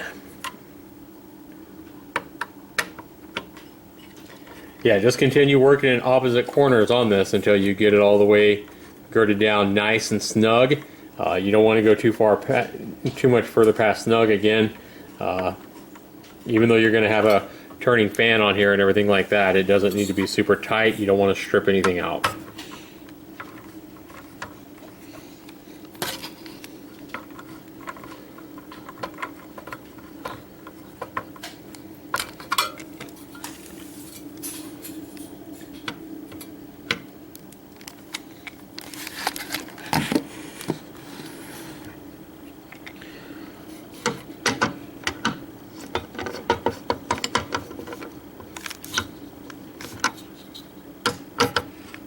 Alright guys, so now what I was thinking about is I was actually thinking about this as this motherboard goes into it's going to go in just like this, and it's going to go up like this into our tower.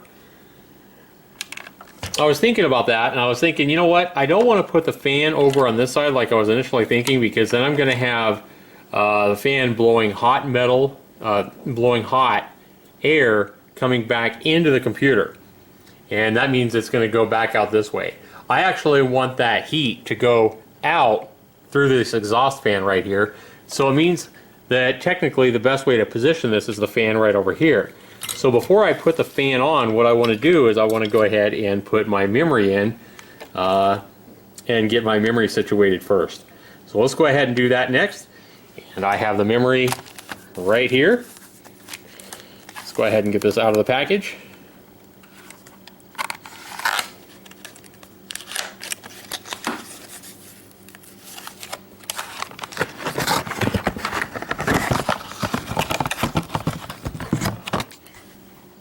Okay, and the box can get thrown around down here in our other pile of trash.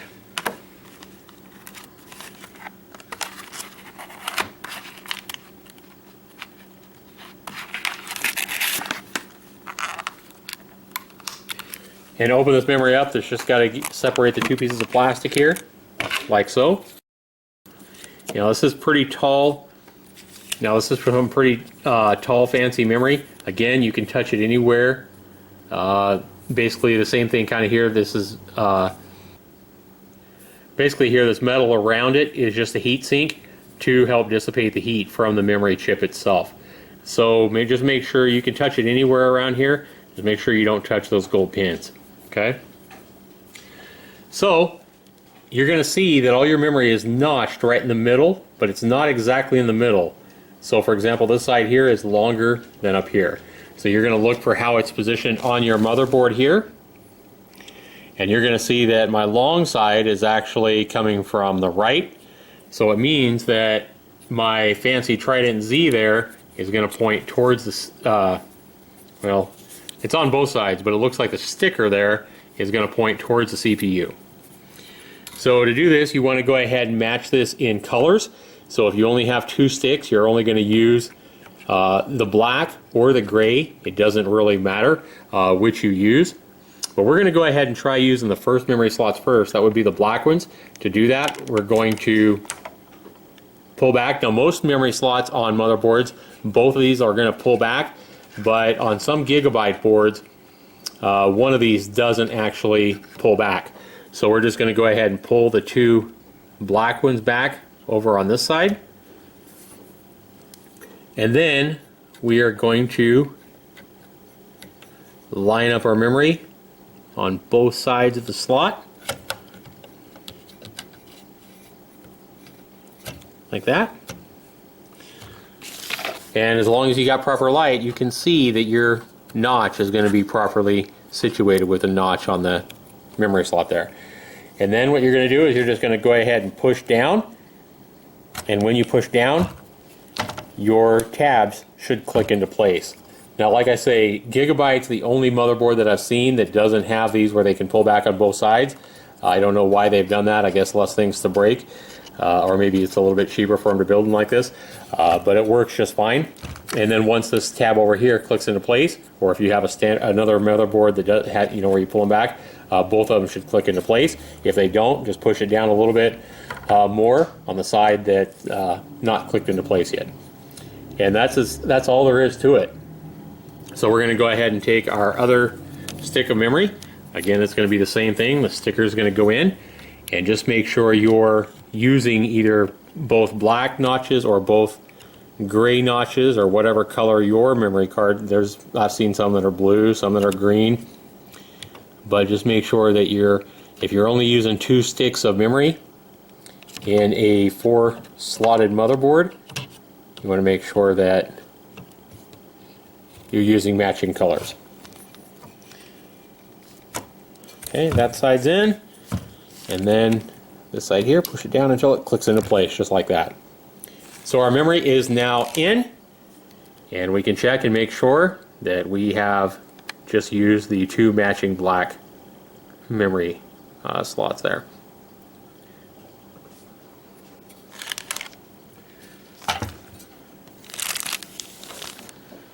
So now let's see if we can put on our fan over here where the memory is.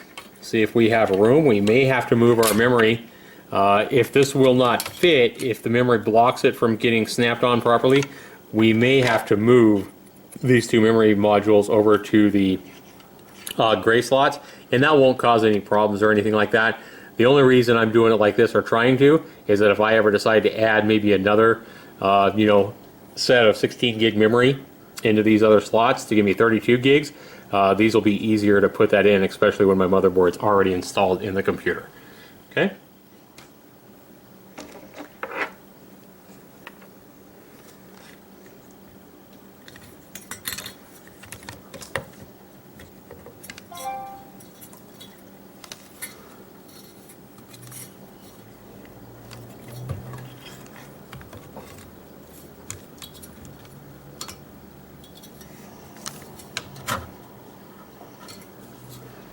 Alright, so again, you're just going to go ahead and you kind of got to lean in your fan at an angle like this and get 2 of these tabs on that ridge right here on these blades on both situations. Get both of those hooked, and then pull your fan over and hook it on the other side here. And when I did that, you can see how little room I actually had. So what I actually had to do is I had to pull this first memory slot back out so that I had room to swing it over with a fan, and then I just barely had room to put this memory stick back in, and you can see how tight of a fit that is. So even though it's actually touching the fan, the plastic part there, you can see here that the fan blades are going to have no problem spinning right where it's at. So that is about as close as you can pull this to working. So it looks like it's going to work just fine. The last thing we need to do to get our heatsink and fan assembly connected is go ahead and plug in the power cord. You have a 4-pin connector here. It has notches right here, so it only goes on one way. That's what I mean. This is really hard to mess up. And you'll see that our CPU fan is labeled on our motherboard, and these 2 notches right here are going to go right around that little black plastic, that little white plastic tab right there. So what we're going to do is go ahead and line it up.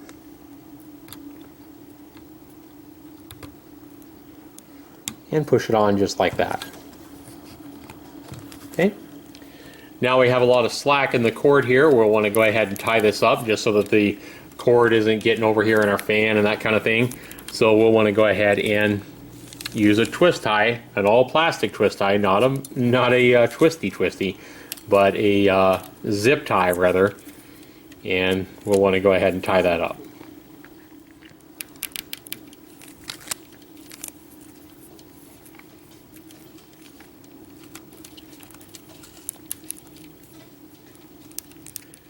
Now, one other tool that you can find handy is a pair of either wire cutters or tin snips, just to snip off your zip tie access that you don't need, but you can use a pair of scissors just as well. You just may not be able to get quite as close.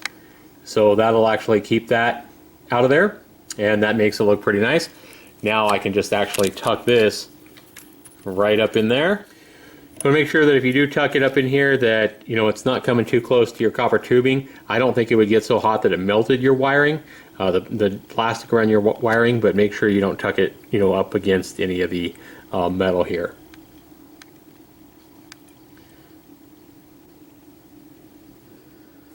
Alright people, so now we have our CPU installed. We have our heatsink and fan installed on top of the CPU. We have our memory installed into our motherboard. We also have a nice place where we can grab a hold of the motherboard now safely and pick it up and maneuver it around without worrying about touching all these sensitive components down here. So now all we need to do is mount our motherboard into the bottom of our case, or the side of our case, and connect everything up. And the last thing we'll do is we'll install our video card, and once everything's there, we'll do any kind of wires that are hanging loose and free. We'll zip tie all those out of the way, make it look neat, and we're getting closer to being done, guys. Just a couple more steps to do.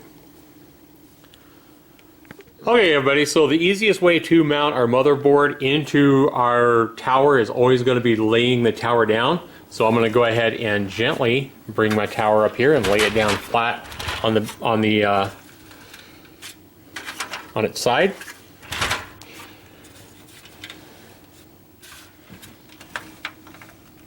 Okay, gently set it down.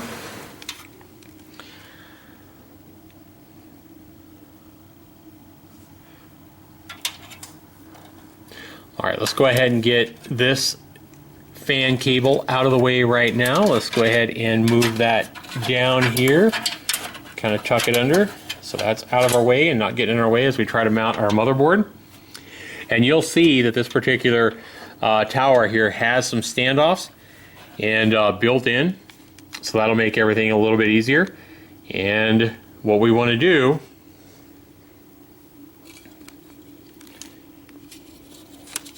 you want to go ahead and spin your motherboard so it's going the right way. All your connections and mouse connections and video connections and everything like that that's going to go through our IO shield needs to be in the same position as where our IO shield is here on the tower. We're going to go ahead and dry place this right now.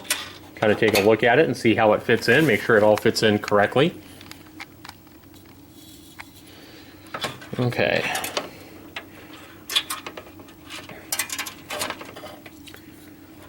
And when we do this,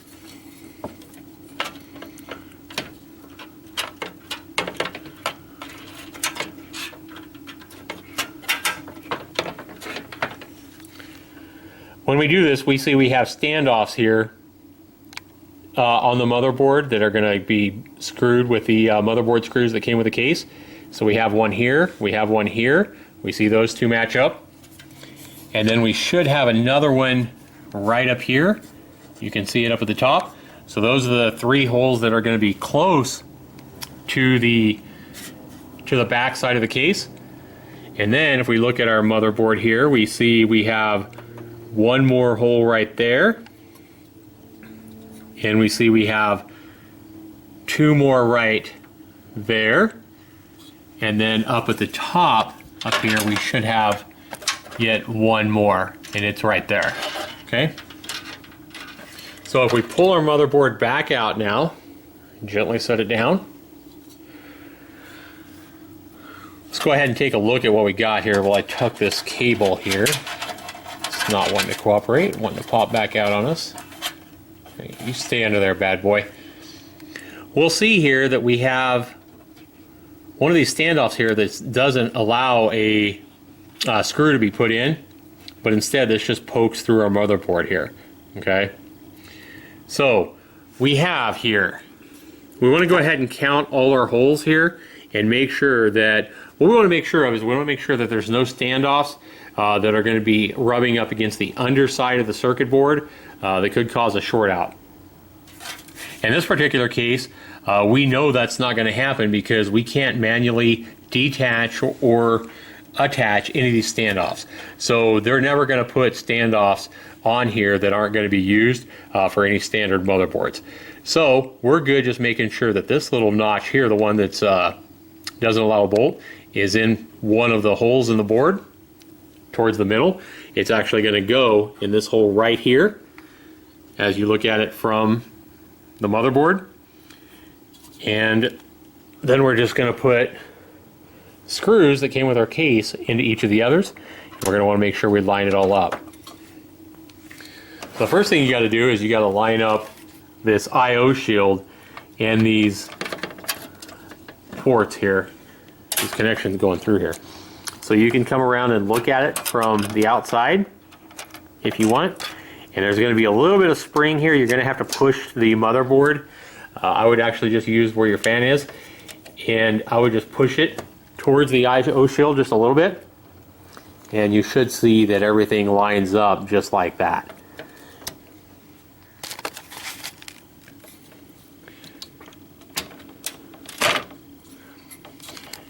Now when you push it enough, you're going to see here that standoff should line up and go right into that hole, and that's going to help you keep everything lined up on your motherboard. As you can see, it's hard to actually move it now. So everything should be in position and all our holes should be lined up ready for screws. Now this particular hole right here doesn't have a standoff underneath, and I don't know why that is, why there's a hole here on these Gigabyte motherboards where there's not a standoff on this case. This is going to be plenty well secure once we put all these other screws in their holes, because this one here is the only one that's not going to have a screw in it. Okay? So we are going to have a total of 1, 2, 3, 4, that one's empty, 5. So we need 5 of our little screws. And again, these are going to be the coarser thread of the 2 we had. Remember, we had the finer threads for like the SSD. These are going to be the coarser threaded screws, but not the really coarse ones like for the fans. Okay, there's 2.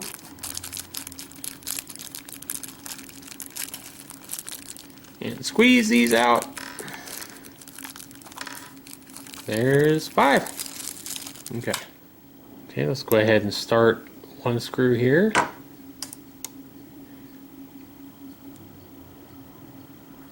Love these magnetized screwdrivers.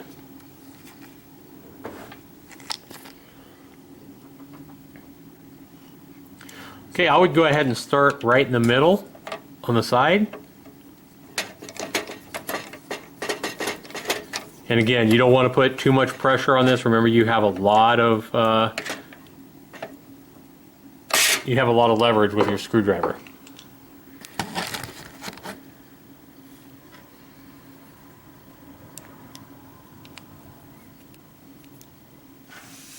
All right, let's go ahead and get our next one here. Let's go ahead and move from the middle there. Let's kind of move towards a corner kind of far away here. And let's go ahead and get this one.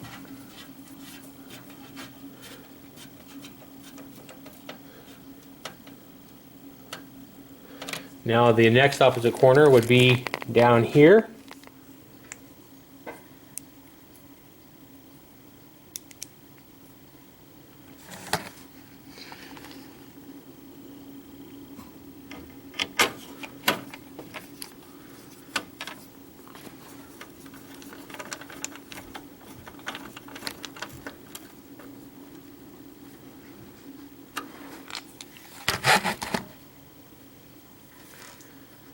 We have just 2 screws left.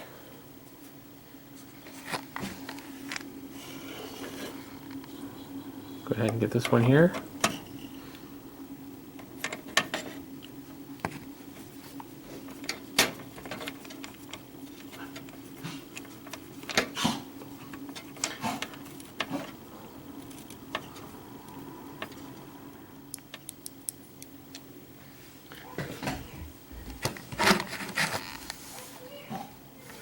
Okay, final one.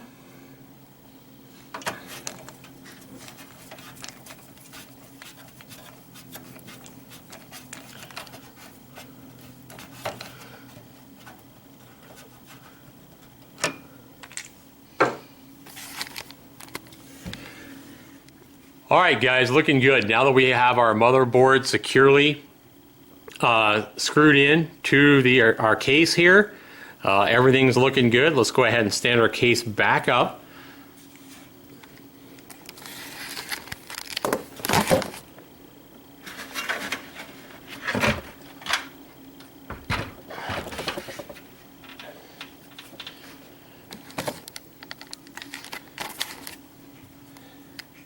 And go ahead and take a look at that, guys. Look how close the top of this fan is going to be coming to our side panel here. I mean, that is a very close fit with the motherboard installed in the fan. And without that website, PCPartBuilder.com, to let me know if there was any kind of problems with the fit, you know, I wouldn't be able to guess that. Another reason I can't emphasize PC Part Builder enough to make sure that you're not buying parts that aren't going to fit in there, you know, where the fan would be too tall for the particular case that you buy or whatever. So always check out parts you plan on buying at PCPartBuilder.com, at least to make sure that there's not going to be any kind of compatibility problems with the case and all the parts that you're trying to hook up and connect together. Make sure there's no incompatibilities with the RAM and the motherboard, or, you know, anything that you're trying to buy. Okay? So now all we have to do is we just got to go ahead and connect everything. So our motherboard here, don't be overwhelmed here. Our motherboard here has to be connected to the wires in the back that come from the front panel. Okay? And then our motherboard has to be connected to each of our hard drives, and it has to be connected to our CD player, okay, for the data. Our power, we need to power our motherboard from the power supply. We also need to supply power to both of our hard drives here, our SSD and our mechanical. We need to supply power up here to our CD drive. And then all we need to do is plug in our fans. Okay, all three of our fans in here are going to get their power supplied by the motherboard itself. It's not going to be supplied by the power supply. So once we feed power to our motherboard from the power supply, that's the motherboard's going to give the power to the fans. Okay, and it's also going to give your power to your CPU fan. Make sure that you have that CPU fan plugged in. Make sure that that is definitely plugged in. You don't want to burn up your CPU or have problems when you first try to plug in your computer because your fan isn't running to cool your CPU. It would probably shut off automatically before it overheated and did any damage. But always a good thing to make sure that everything is plugged in. So we have one last component that we want to go ahead and plug in here to complete our build. The only thing missing is our video card that I have sitting over here. But video card is pretty big. What I want to do before I actually plug in the video card into the motherboard and have that in the way is I want to go ahead and plug in all the cords coming from the back from the panel here. So what we're going to do is, let me go ahead and turn this around here. This is where a lazy Susan would be nice, I guess.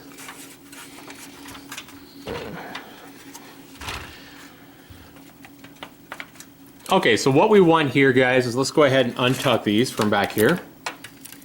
What we want is first of all, we want all these smaller cables. Okay, these are going to go to our motherboard. So we're going to want to go ahead and run these to our motherboard, and what I would do is I would just plug these in right through here.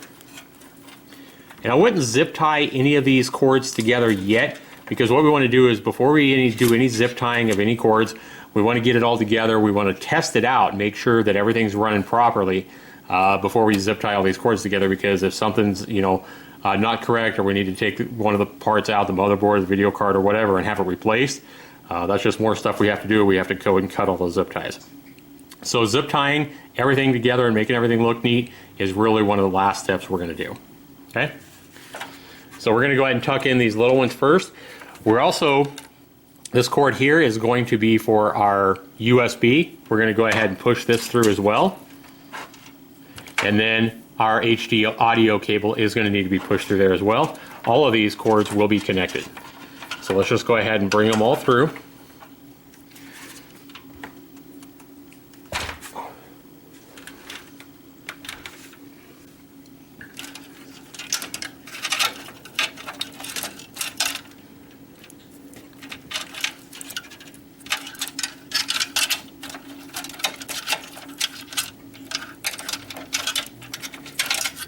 Now we counted 4 of these little cords on the back, so there should be 4 once we get them up here.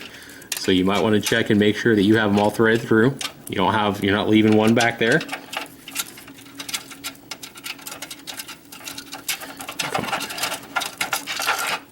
on. Okay, so normally on these lights and switches, your reset switch, your power switch, your LED light for power, and your HDD light, all coming from the front. Normally these would actually just connect to these pins down here, and every motherboard is actually going to label what all these pins are. Okay, so if you don't see any labels or you can't read them because it's too tiny or it's too dark or whatever, you can always refer to your manual that came with your motherboard, or go online if you bought it like used or whatever and it doesn't have a manual. Just go Google it and bring up the manual online. But you do see that it shows you here what all these are. But I told you that Gigabyte, I like Gigabyte because they include this little helpful adapter. And another thing this G connector does is it helps these things snap in place so they don't pull loose. So let's go ahead and open this up.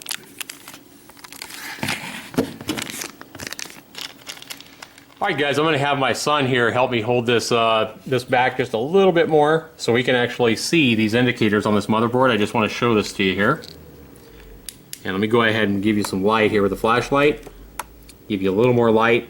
Okay, as you can see here, all these pins here, we have 2 rows of pins, and as you can see, they are labeled on the motherboard. Again, if you can't see those or whatever, you can always refer to the the manual that came with the motherboard as well.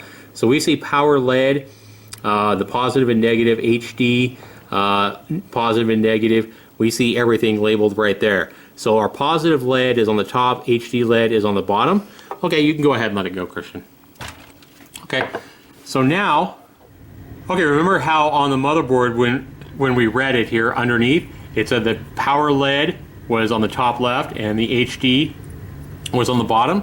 So we see this little gadget here, HD, right there on the bottom, and on the top we have our power LED already set up for the positive and negative. So we're just going to connect all these wires to this little thing, and then this will just actually plug in just like that.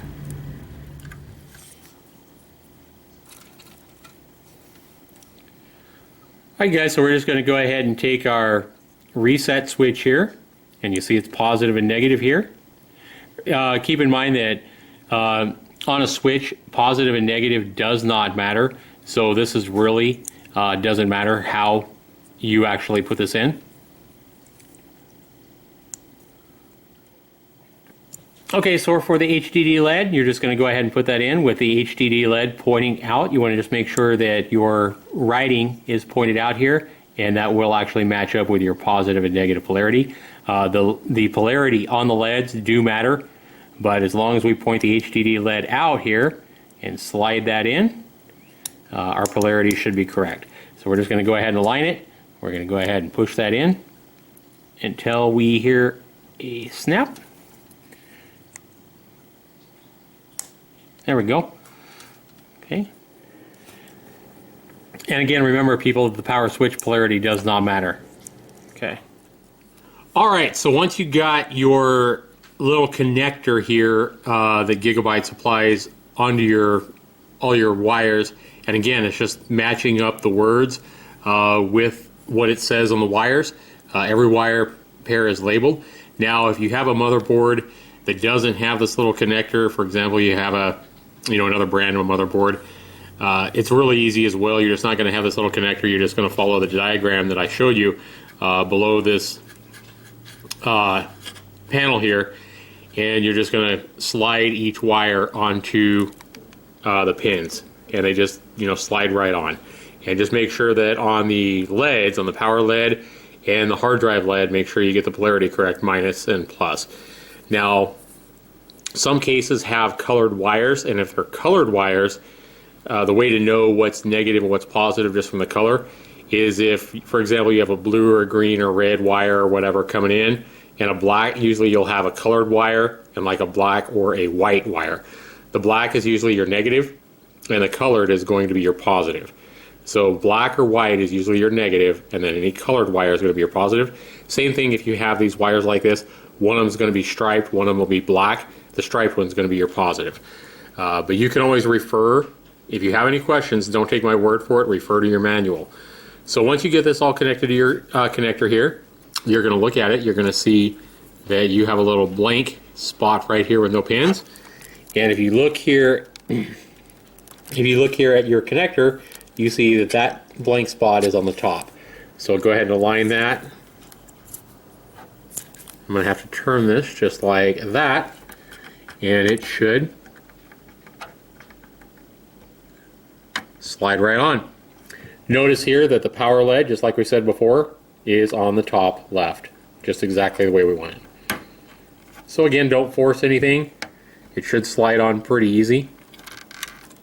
And that's all there is to it. So that's got those connected. The next thing I want to go ahead and connect, so I'm not fighting around my big graphics card and everything like that, is I think I want to go ahead and get all my fans connected to the appropriate slots. So what I'm going to do is I have 3 fans in this case. You may buy more fans, you know, for your build if you think you need extra cooling. But the 3 fan supply to this case should be plenty of cooling. So again, you want to go ahead and take off your twist ties. Make sure you get the twist ties out of there. You do not want to use twist ties in your case. I know I've said it several times, but you always want to just use the plastic nylon ties like that right there, not these. Okay? All right, so this fan here, we are going to connect it. Now you see here that the connector is just a 3-pin connector. You want to go ahead and find the nearest system fan connection on your board. And if I look here, I see that I have one right here. Okay, so you'll see here that it is a 4-pin connection, but you might be wondering, well, how do I put this on when I have a 3-pin connection and I have a 4-pin system fan connection?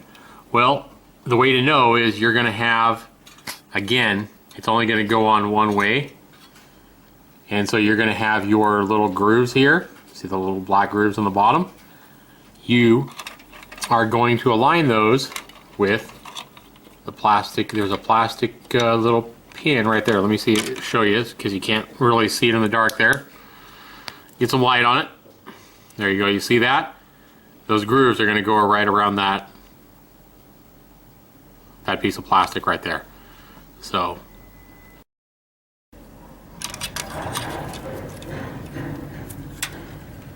we're going to go ahead and, so you'll see when it's connected, it should look just like that. You're going to go ahead and do the same thing with your other fans that you're connecting. Go ahead and take the twist ties off, get those out of the case.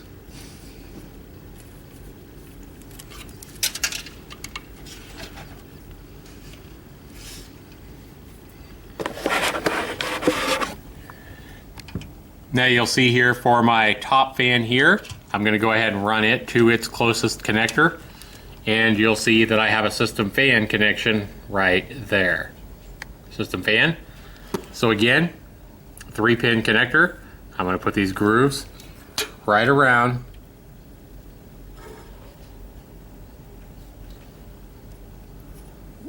the plastic notch on the connector on the board.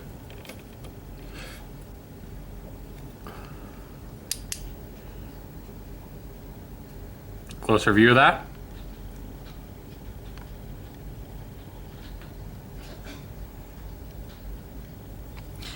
Now notice I am not tying these wires up yet.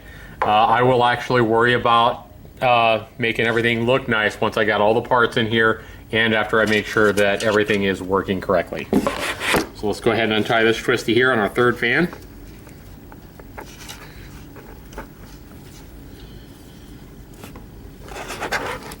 And looking for a good spot for this connector, we see another system fan.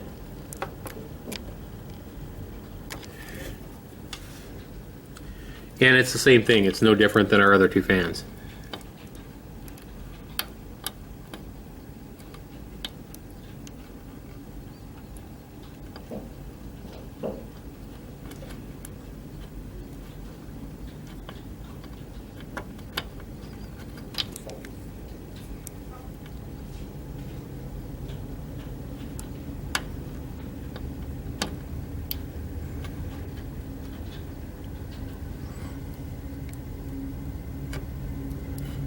Presto.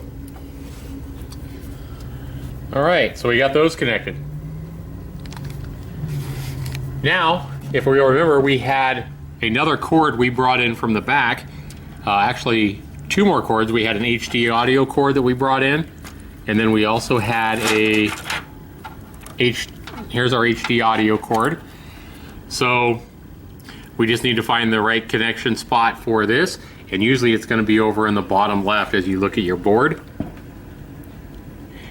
And you'll see here that the audio connection is appropriately labeled right there. It says audio. Again, for this connection, you're going to go ahead and see that there is one blank spot, and you're going to go ahead and look for where your blank spot is on your pins here, and you'll see that it's actually at the bottom. So what I want to do is rotate this so that that is on the bottom, and it'll connect just like that.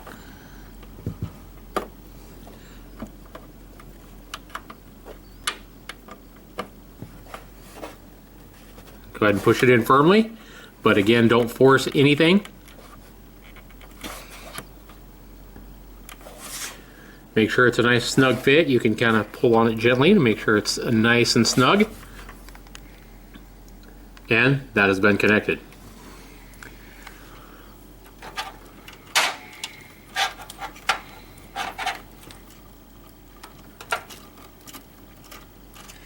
Now we have this one last connection coming from the front panel, and that here is our USB connection.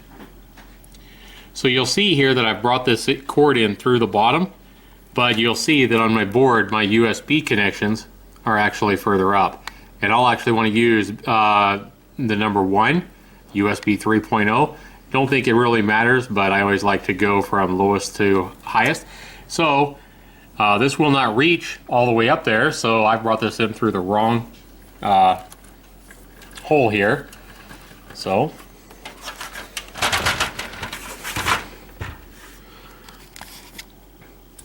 what I want to do is bring this back up, pull it back out of that bottom slot,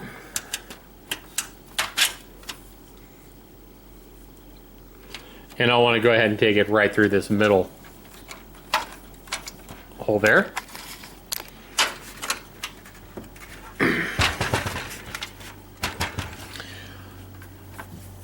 Now that I've got it coming through the appropriate slot in the back, I can go ahead and connect it here. Notice that on this one we have a notch right there on the top. You'll want to make sure that you match your notch right here. And you'll see from this side that the notch is right there in front. Okay?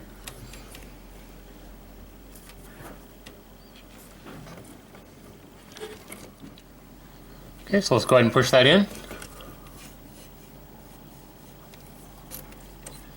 Kind of a firm connection here.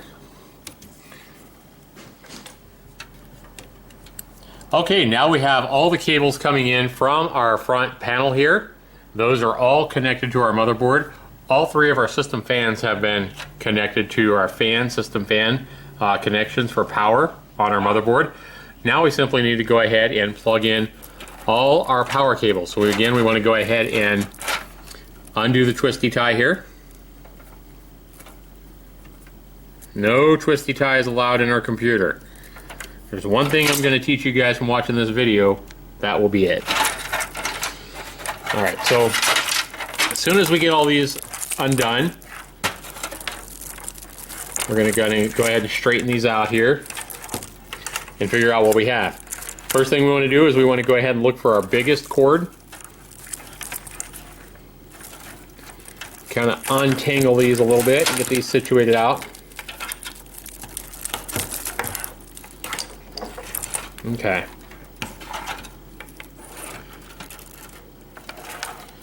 Our biggest cord here is going to be your main power. You'll see that you have another 4-pin connector with little ridges here, and this actually has little ridges here, and those ridges can slide around that base if you need a 24-pin connector or if you have a 20-pin connector, depending on your motherboard. So if we look here,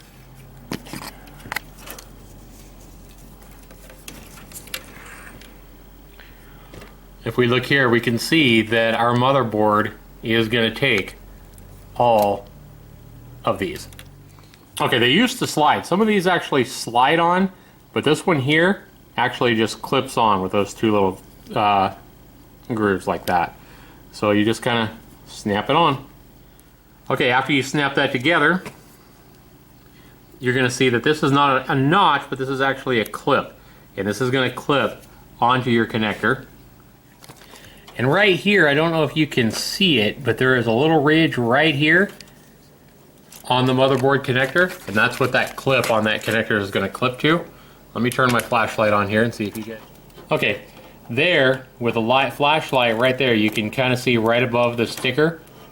You can see that ridge right there. You can see it. It's right to the left of the white sticker. That is the ridge we're talking about. And you can feel it with your hand. So you just by feeling it, you can know which way it's going to go on. Sometimes you'll hear a click, sometimes you won't when that notch goes around there, but again, you can feel it. You can feel if it's actually around it or not. And another good test would be to simply give it a nice gentle tug to see if you can yank it back out. But again, this only goes on one way, so it's impossible to reverse it. And the reason it's impossible to reverse it is because it's just a line just like this one here. And you'll see that you have square ones here, and then you have the odd-shaped house-looking ones like this. And those are aligned in a pattern so as to make it impossible to reverse that around. I mean, obviously you're not going to put it on like this, but if you have it completely reversed like this, it will not go on because of the way they're each of those are shaped. Okay? So have no fear, people. And another thing too is have fun while you're building this computer. Don't treat this as, you know, a big chore or, you know, a big heavy work task. Have fun while you're doing this and enjoy it because this actually is a lot of fun. You can make this a lot of fun. And I mean, you're building a computer that is going to last you many, many, many years, and you're building something special. There's another power. Now, where this powers your whole motherboard, this big cord here, it's still not powering your CPU itself. So you need to give your CPU itself its own special power. And your power supply is going to come with either, it should come with two black, it should come with two 4-pegged, either blank connections like this. Now keep in mind when you pull it out of your box, your power supply, depending on the power supply, these may be together and you may have to slide these apart. Sometimes they will actually just slide off of a groove apart if you only need a 4-pin connector. Now again, depending on your motherboard, some motherboards will just need the 4-pin CPU connector. Others will need both. So here we see that our connector is right there and it's going to need both. So we have 8 slots there. So we're going to go ahead and bring this cord. I'm going to go ahead and bring this cord up like this, making sure it's not going to be dragging into the fan. So I'm going to bring it this side of our heatsink. And I can feel right there that the ridge is on the left side this time. So I want to make sure my clip is like this. And I'm just going to hold both of these CPU pins. I'm going to hold both of these CPU connectors in alignment just like that. And they should go right in.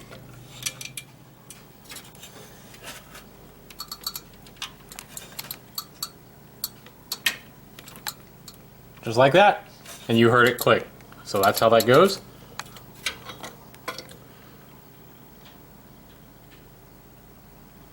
Awesome. Okay, we're just cruising right along.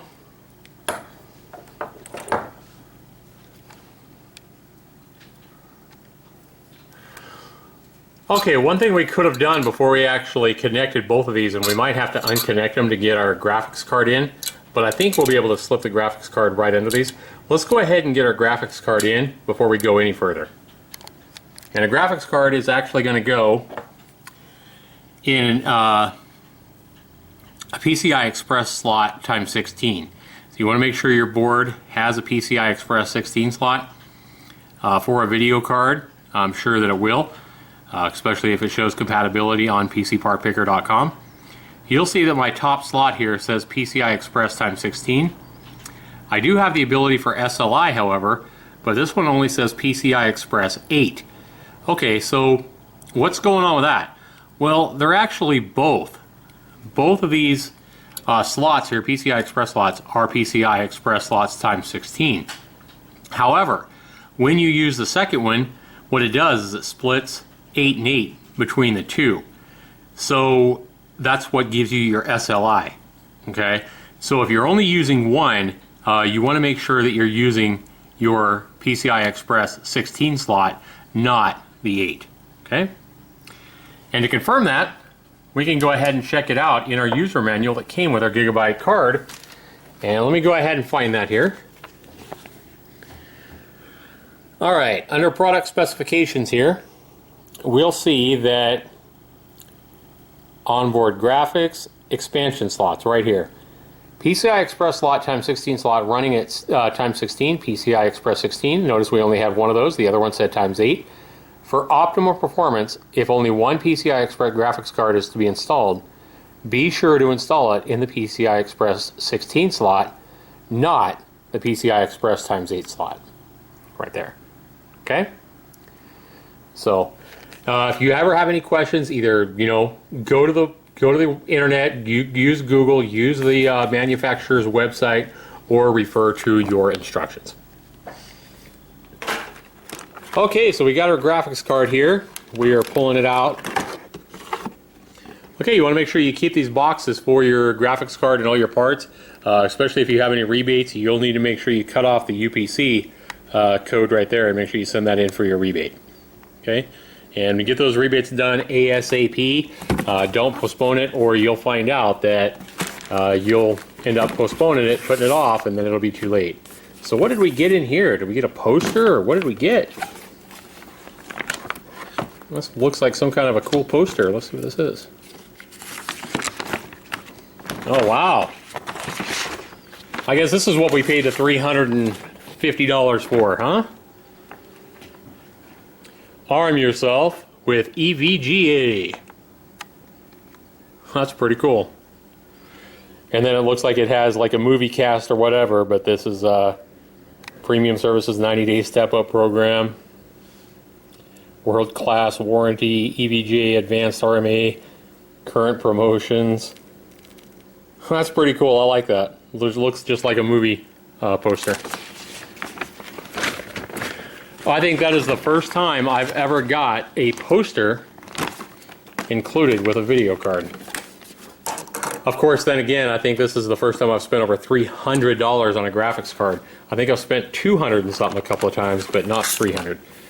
So, what else do we get? We got our driver disc.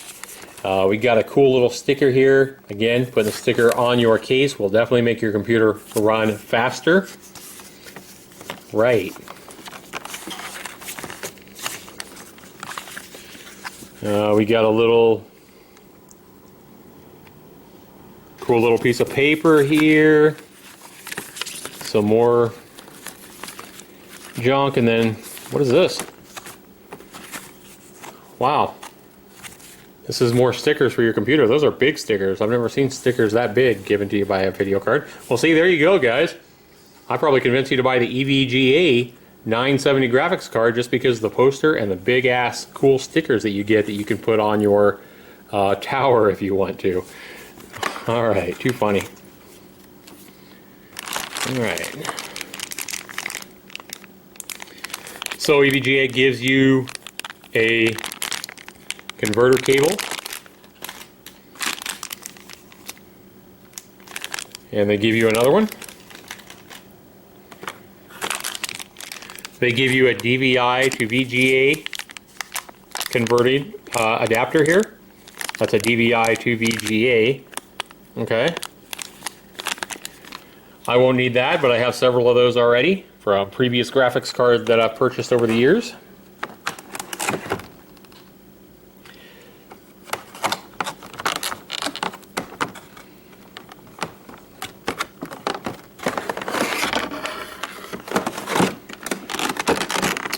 Alright, and then we got our big, bad graphics card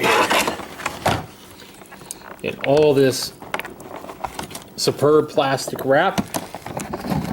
Just a little bit tough to pop out there. We have some plastic that you want to take off. You definitely want to get into this plastic protective stickers off of your card, because your card will get hot and you don't want to start smelling burning plastic while you're gaming down the road. Not to mention the mess it will make once this plastic starts melting. Make a big mess over your fancy nice graphics card.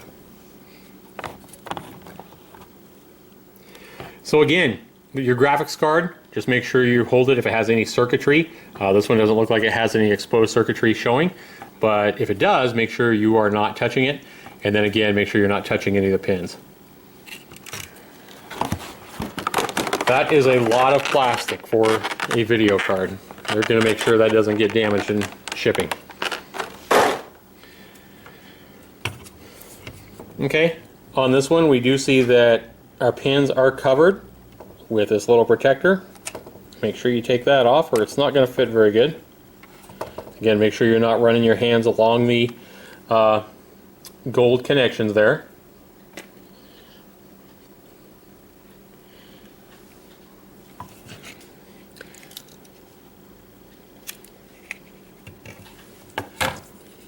We see here on the back side as well, we also have another plastic cover. Want to make sure you remove that. Again, we don't want to smell that cooking as this thing gets hot down the line.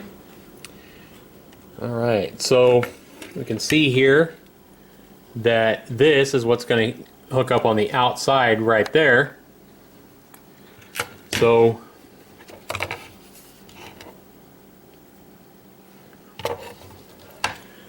we can see by this that we're going to need to remove two of these little metal, whatever they're called. So I'm going to go ahead and remove two of these.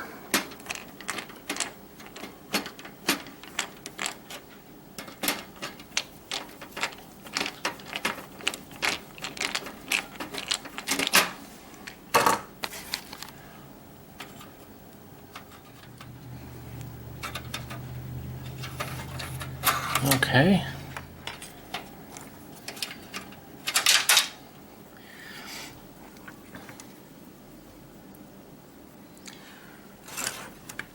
Alright, I'm glad that actually dropped. We had one of these screws drop down and I heard it smack, but I don't know where it's at. Whether it be one of these little small screws that you're putting in your motherboard or your hard drive or whatever, if you ever drop a screw down into your case while you're building it, you want to make sure you find that screw. Never say, oh, I'll get to it later or whatever, because you'll end up forgetting, and what'll happen is that screw will end up getting shuffled around as you move your tower around, and eventually it'll probably end up getting back behind your motherboard, between your motherboard and the back plate there, and it'll end up shorting something out, and then your computer won't work. So make sure that if you drop any metal pieces, screws specifically, but anything like that, you want to make sure that you take the time to find it and get it out of there. Okay? Alright, and my screw is actually just back down here in the corner. Okay, so now I can take... Right, that's one way to get it out. Alright, look at this fancy card. Video card with a name engraved in the protective heat shield around it. It's pretty fancy. Okay. So again, when you look at this, you see that you have a notch here. This only goes in one way. So just make sure you're taking proper care to connect this correctly. We're going to go under our cables here.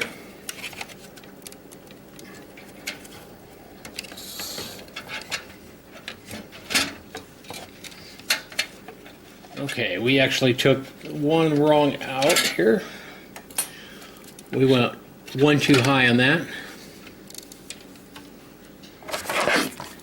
And as you can see here, just trying to align, see that notch there on the card? We are trying to align that notch correctly.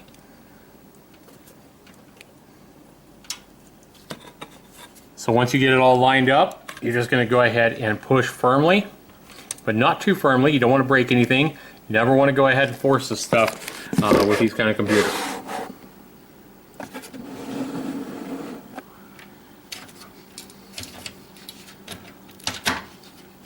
And you hear it click into place. Okay, so there is our video card installed in the motherboard.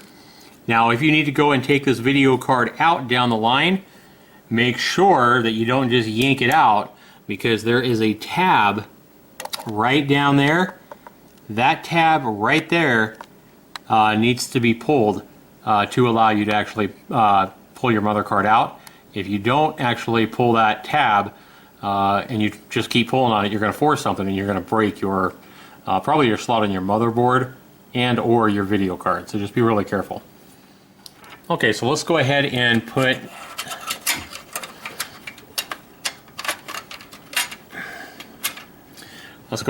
our piece back in here, and now let's go ahead and put all three of our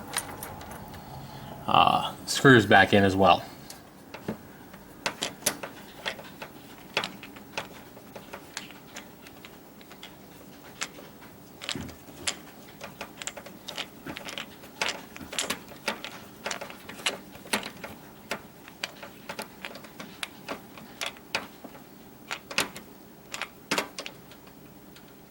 Okay, now you can see our video card is firmly in place on our motherboard, and these two screws here definitely help hold it steady. So now we have power to our motherboard with a big connector here with our CPU power going here. Now we need to make sure we power our video card, and our video card power is right there. So what we want to look here for is we want to look for the power connectors here that say PCI Express. Notice this one has an optional 4-pin prong. That is good because we're going to need it. Okay, again, as we hold this, we notice that it has a notch catcher clip right there on the bottom, and we can look at our card and see that there can't be a clip on the board side, that it's actually got to be on the bottom side there. Okay, so we're going to align it just like that for the 8-pin connector. We're going to go ahead and push that in until we hear it click, and there we go. Got it. Okay, once we got that one connected, we're going to go ahead and take our other one. Notice this one, we're not going to need this extra 2 because there's only 6 pins there. And again, the notch is going to be on the bottom, so we're going to have to flip this around just like so. There we go. All right, so both of those are connected, giving our video card all the power that it needs. Now, some video cards that aren't quite this beefy will only need one of these cords connected, and then there are some video cards that you might buy that don't need a power cord at all. They'll just get the power cord from the slot of the motherboard. So if you don't see any power connectors, that means you probably have a little bit older or a little bit less powerful video card. No worries. You can't put a cord into something where there's not a cord to place it. So that has got that done. Okay, so as we're looking at this, we're seeing that these wires are starting to look a little bit messy. That's not a problem. Keep in mind, we're going to tie all these up, make it look a lot nicer once we're all done with the build and once we make sure everything's working correctly. Okay, so now that we have power to our video card, we have power to our CPU, we have all our front panel cables connected to the motherboard, and we have our 3 fans already connected. the last thing we need to do is power our hard drive, our SSD drive, and our CD player, and then we need to connect the SATA cables, which is your information cable from all three, from your CD drive and from both the mechanical hard drive and the SSD need to go to the motherboard. So let's go ahead and do that now.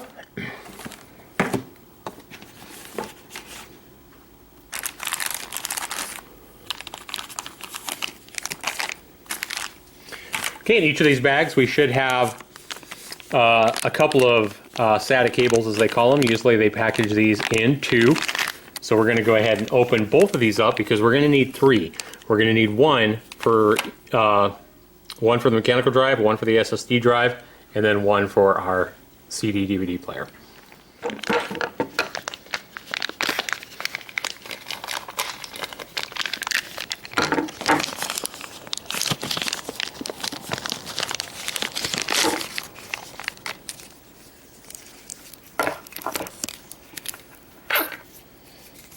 I'm going to go ahead and unfold them.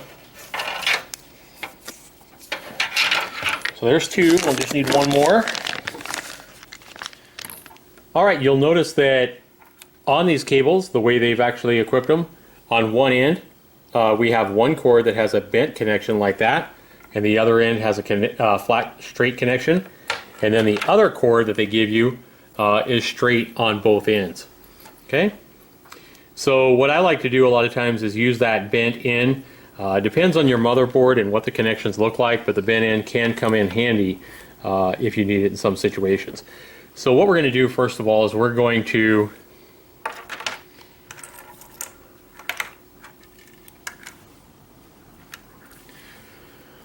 go ahead and supply power from the power supply to each of these three units first before we actually connect those SATA connectors. We're going to go ahead and untangle one of our power cables and kind of make it a little bit easier to tie this up and make it look neat when we don't have knots down here. Okay, so you got to kind of figure out how you want to do this, but in this situation, because both of the other drives are going to connect on the other side, on the back end over there, and this one connects up here, I think we're going to use our own separate power cable from the power supply going up to our CD drive. So you'll notice here that the power cable is long and it has kind of an L shape there, only goes on one way again, and we look at that, we see the L shape points down, and it's the first connection for the big one, and the big one is always your power. So just make sure you line it up appropriately, and takes a little, when the stuff is new, it takes a little more pressure to make sure it's firmly attached, but that's a good thing. That means that it's not going to pull off as easy. Okay, you should have at least two of these cords for these power connections like this, and then sometimes you'll have a power supply that also gives you these old school 4-pin power prongs as well. This is power as well, but this is for the old school components in case maybe you have an old mechanical drive or something like that that uses those old pins. We won't need this in this situation. I'll be tying this up out of the way, probably getting it down, tie it up out of here somewhere down there when I tie it all up. But I have another one of these power cords for my drives. I'm going to go ahead and slip this one right back through the back. Okay, so now that I got my power cord coming out the back, I see that I have my SSD drive here, and I have my mechanical hard drive right here. And in fact, looking at this, thinking about it, mechanical hard drives do produce a little bit of heat, and that heat tends to rise, and it's going to go right up into this metal here. Not really a lot of room here. I think I'm going to go ahead and swap this mechanical hard drive and put it down in the middle, and also put it in the middle of that fan right there that's blowing against it. So the cool thing with this case is that is really easy. I just pull those in, and I can swap these out super easy. Bam. And then bam. Now it's in the middle. It's got enough room for airflow above it. Yeah, I think I like that better. So now all we need to do is go ahead and give our mechanical drive, since our cord's coming in from the bottom, and this is the first thing that we're going to see is the mechanical drive. We're going to go ahead and find this, and we're going to align it appropriately. And again, it's just going to go on one way there.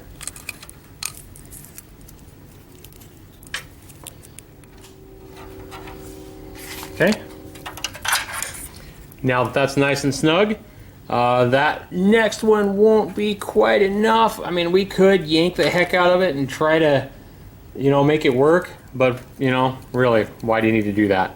Just go ahead and use the last one. Make sure there's plenty of slack so nothing's being stretched or pulled or anything like that. The last thing you want to do is have a cord being stretched so tight that it's pulling on this connector on the hard drive. If that ever breaks off, you've basically got a worthless hard drive. So always give yourself plenty of slack when you do this kind of stuff. All right, guys, while we're back here on the back side here and we have our power ran to our SSD drive and our mechanical drive, let's go ahead and connect our SATA cables to the back of these as well. Now, I want to just go ahead and use, I've already looked at my motherboard. I saw that, you know, we want to use the flat end like this on the motherboard as well. So for the cables that I use here, I want to use these two SATA cables that I have that are flat, not the one that looks like this. I don't want to use this one on either one of these mechanical drives, and I'll show you why.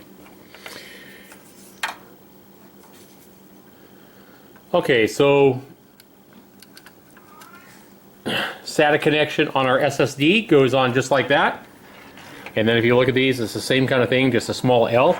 And I'll see that right here, you'll see that on the drives it is an L with it on the left-hand side pointing down. So I want to make sure I align my SATA cable the same way and just line it up and press it on until it's firmly attached. Now, the one thing I told you at the very start back in part 1, the reason I recommended Seagate mechanical drives over Western Digital drives is because if you look here, there is a tab here on the mechanical drive here for the Seagate that actually holds this cord in place. So if I tug on it, I cannot pull it loose.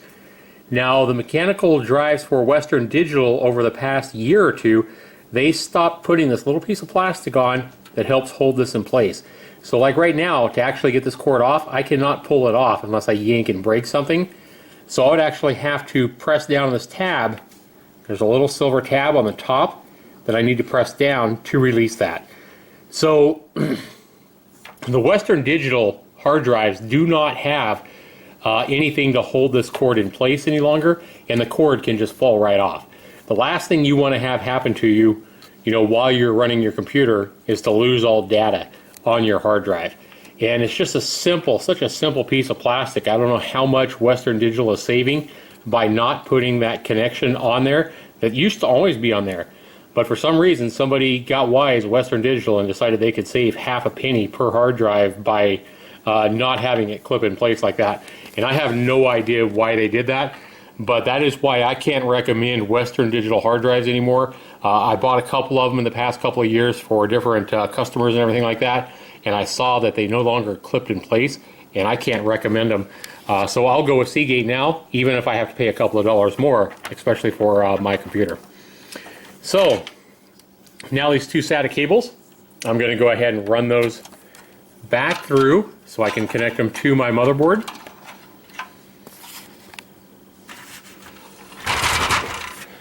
I will rotate my camera back around here. I'm also going to go ahead and connect the cornered connection of my SATA drive to my third drive, which is my CD DVD burner. And I'm going to go ahead and connect that right in there like that. It can only go on one way, and I will snap that into place.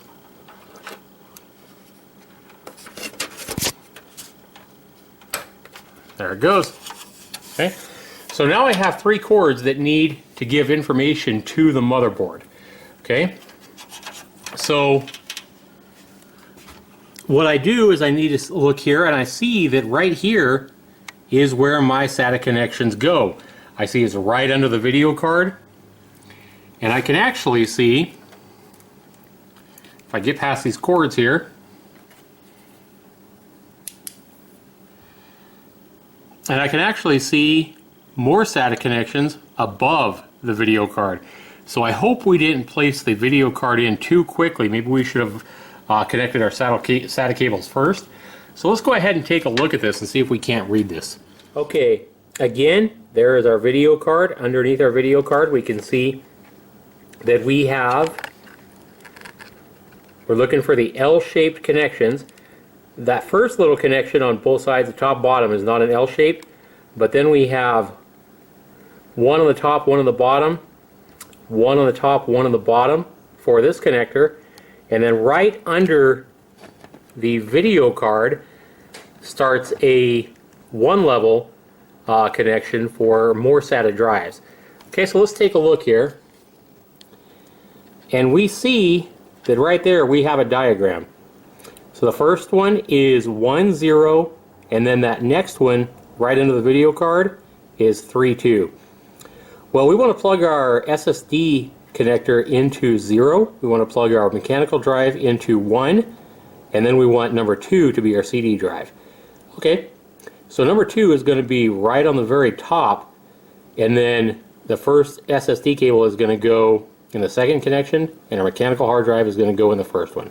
And we won't be using 5 and 4. We're not using that many. We're not using that many hard drives. So we're going to go ahead and connect that like so. So here, let's go ahead and connect our SATA cable coming in from our CD drive first. Again, it's going to connect here with that metal tab on top. It's an L-shaped connection, just like we've seen. And we're going to go ahead and try to slip that in here.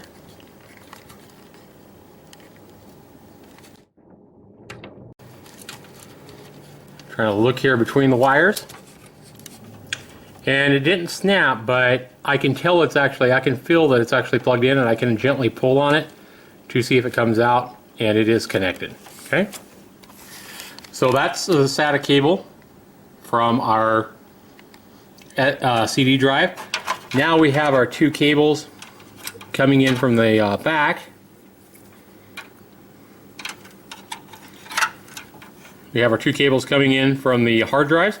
Well, which one is my SSD? Well, let's go around here.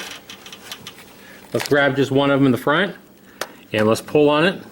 Okay, we know the lower one is our mechanical drive, so if we pull on it, we see that's our mechanical drive. Let's go ahead and reroute this anyway. Let's go ahead and put this under that big cord. It'll make looking at neat. This will make it look neat a little easier. Okay. So now we'll just go ahead and take our SSD drive first, and we'll push that through. Our mechanical drive is still back here hanging loose. Okay, now coming in from here, we have our cable. Again, we know that metal tab has to go on top to make the L the correct way. And so as we look here, we know that our 0 was in the middle, so that is going to be right on the top there, and that one snapped into place. Okay, to verify, we can go ahead and double check, and we do see, yes, 0 is on the top, and that is connected correctly.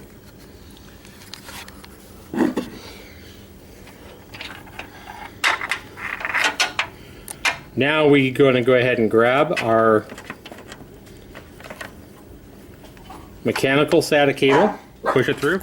Okay, after we pull in our SATA cable from the back for our mechanical hard drive, again we're going to go ahead and align it so that the metal tab here is on the top, so that our L is appropriately aligned, and it will go in right underneath the SATA cable for the SSD that we just put in. We're going to go ahead and push that in, and that one clicked into place. Alright guys, so we have a mess of wires here, but I think everything is connected. we look here, we have power to our video card. Again, we have power to our CPU coming from the power supply. We have our CPU fan plugged in right there. We have our main power to our board plugged in. We've already connected all 3 fans, and now we have power and our SATA cable going to our CD DVD drive. And on the back side, we have power and a SATA cable going to our mechanical hard drive. And down below that, we also have power and SATA going to our mechanical hard drive. So we are all ready to go. Everything is connected. So even though it's a mess, we are going to go ahead and give this new computer its first test to see if we got power. Alright guys, now it's time for a test. So I got my computer again. I haven't tied up any cables. I haven't put on either side of the computer case because I don't know if the computer is going to work yet or not. So what I have is I have it connected to a monitor here. I got power to my monitor. I've run just a DVI cable because that's all that this monitor has. It doesn't have an HDMI connection. And I have that connected here. I had to remove one of these little covers to my video card to connect this. And I'm sure you guys know how to connect a computer tower and how to plug it in. So I've got it all plugged into power. We are going to give this baby our test after all this work of putting it together and see if we were able to build this computer successfully the first time. So let's go ahead and hit the power button and hope for the best. Light comes on. Okay, one thing we want to do while we're waiting for some kind of response, now we're not looking for Windows to load, we don't have Windows installed or anything like that. All we're looking for is anything on the monitor. While we're waiting, it should take less than a minute for that, but let's go ahead and check all our fans, make sure all our fans that we connected are working. We have our CPU fan is running. These fans here are both running, and I can feel underneath the power supply and feel that that fan is also running. Also want to go ahead and look up under the video card. Now here in this first initial test, without anything requiring any kind of video, your video card fans will probably not be running unless the temperature is over 60 degrees Celsius. That's 140 degrees Fahrenheit.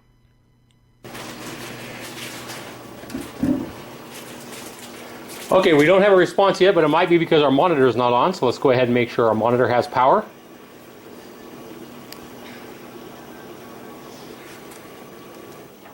There we go. So now our monitor has power. Let's see if we have